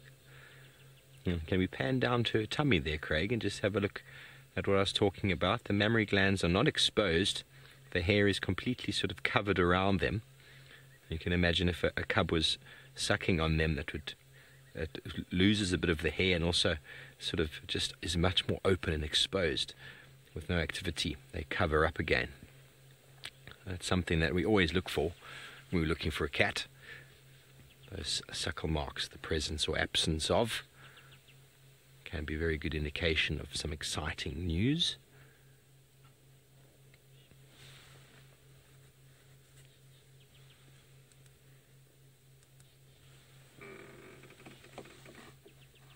Hello, Andy. The best place I've ever worked, I would have to say, would be up in the north of Kruger, a place called Pafuri. It's the very, very small area in comparison. It's about 24,000 hectares in the Kruger Park's 2.2 million. So it's about 40,000 acres, so 50,000 acres. It's not very big in comparison, but the diversity up there is unbelievable. It's about 80 to 90% of the Kruger Park's diversity with regards to plants and bird species, and it is a walking destination. So being up there, there's hardly any roads, so it's all about being on foot in Africa's wildest places. It's right up on the border with Mozambique and Zimbabwe, and it's about as wild as you get in the African wilderness.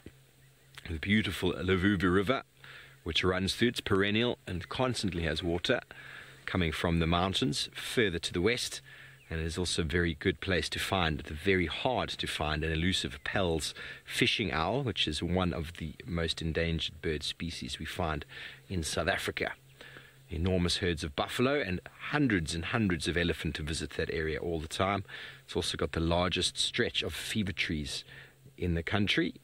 17 kilometers of fever tree forest is absolutely beautiful. Well, it seems like Tristan is having another spotted afternoon at the Nest Cam. We do indeed. Our Nest Cam has been absolutely busy and full of characters this afternoon. And you can see the hyenas have come down and, of course, now are going to move off because that's just how it's been this afternoon. But now let's see. They might be calling. I can actually hear them calling from down at the pan, which is pretty cool. So they're making a lot of noise. Unfortunately, we don't have audio on this particular camera, but it is pretty cool to hear them in the background. But what they've done is they've come down for a drink. I'm pretty sure these are the same hyenas that were involved in the theft of that kill that Hosanna had this morning. And so they would have gotten that and then now come towards the pan to have a bit of a drink before they start their nightly maneuvers. Now, you'll see that the camera's changed from color into infrared. It's because it's getting very, very dark, and so the camera has to switch in order to be able to see what's happening. And hopefully that hyena that's got its back to us at the moment will turn and come back towards the water point, or maybe we even might get another one of the hyenas coming and sniffing about, because they often do like to come and investigate what's been going on. And just because Conrad has just cleaned everything, I'm pretty sure they will. Now I can see movement coming from the right. Do you see the ripples on the right? I'm sure there is another hyena that is in the water point. Now we can change the camera, but it's a bit of a tricky thing, so just please excuse me as I do this. It's going to be a quick change of the camera, so just apologize. You'll see that there's a bit of a difference. Oh no, where's it gone now? It was there. No, that's not the right camera. Let's try that again. Let's go back and see which other cameras we've got. That will work. There we go. It punked me, yes.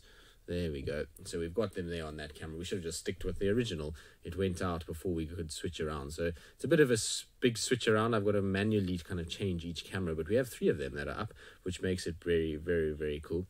So it is amazing, though, to see this. Isn't this cool? I think it's very cool that we've got another window into the world of animals, that we are not disrupting them in any way whatsoever. Now, it is that time, though, unfortunately, where, well, Steve and James will head home. I will head from the tent to home, which will be a 20-second walk, which will be quite nice. And it's been an absolutely thumping afternoon. There's been a bit of everything for everyone. It certainly has been busy, busy, busy out there, from hippos and everything else. But from all of us, it's been an absolute pleasure. Hope that you have a wonderful evening, and we'll see you all tomorrow morning on our sunrise safari.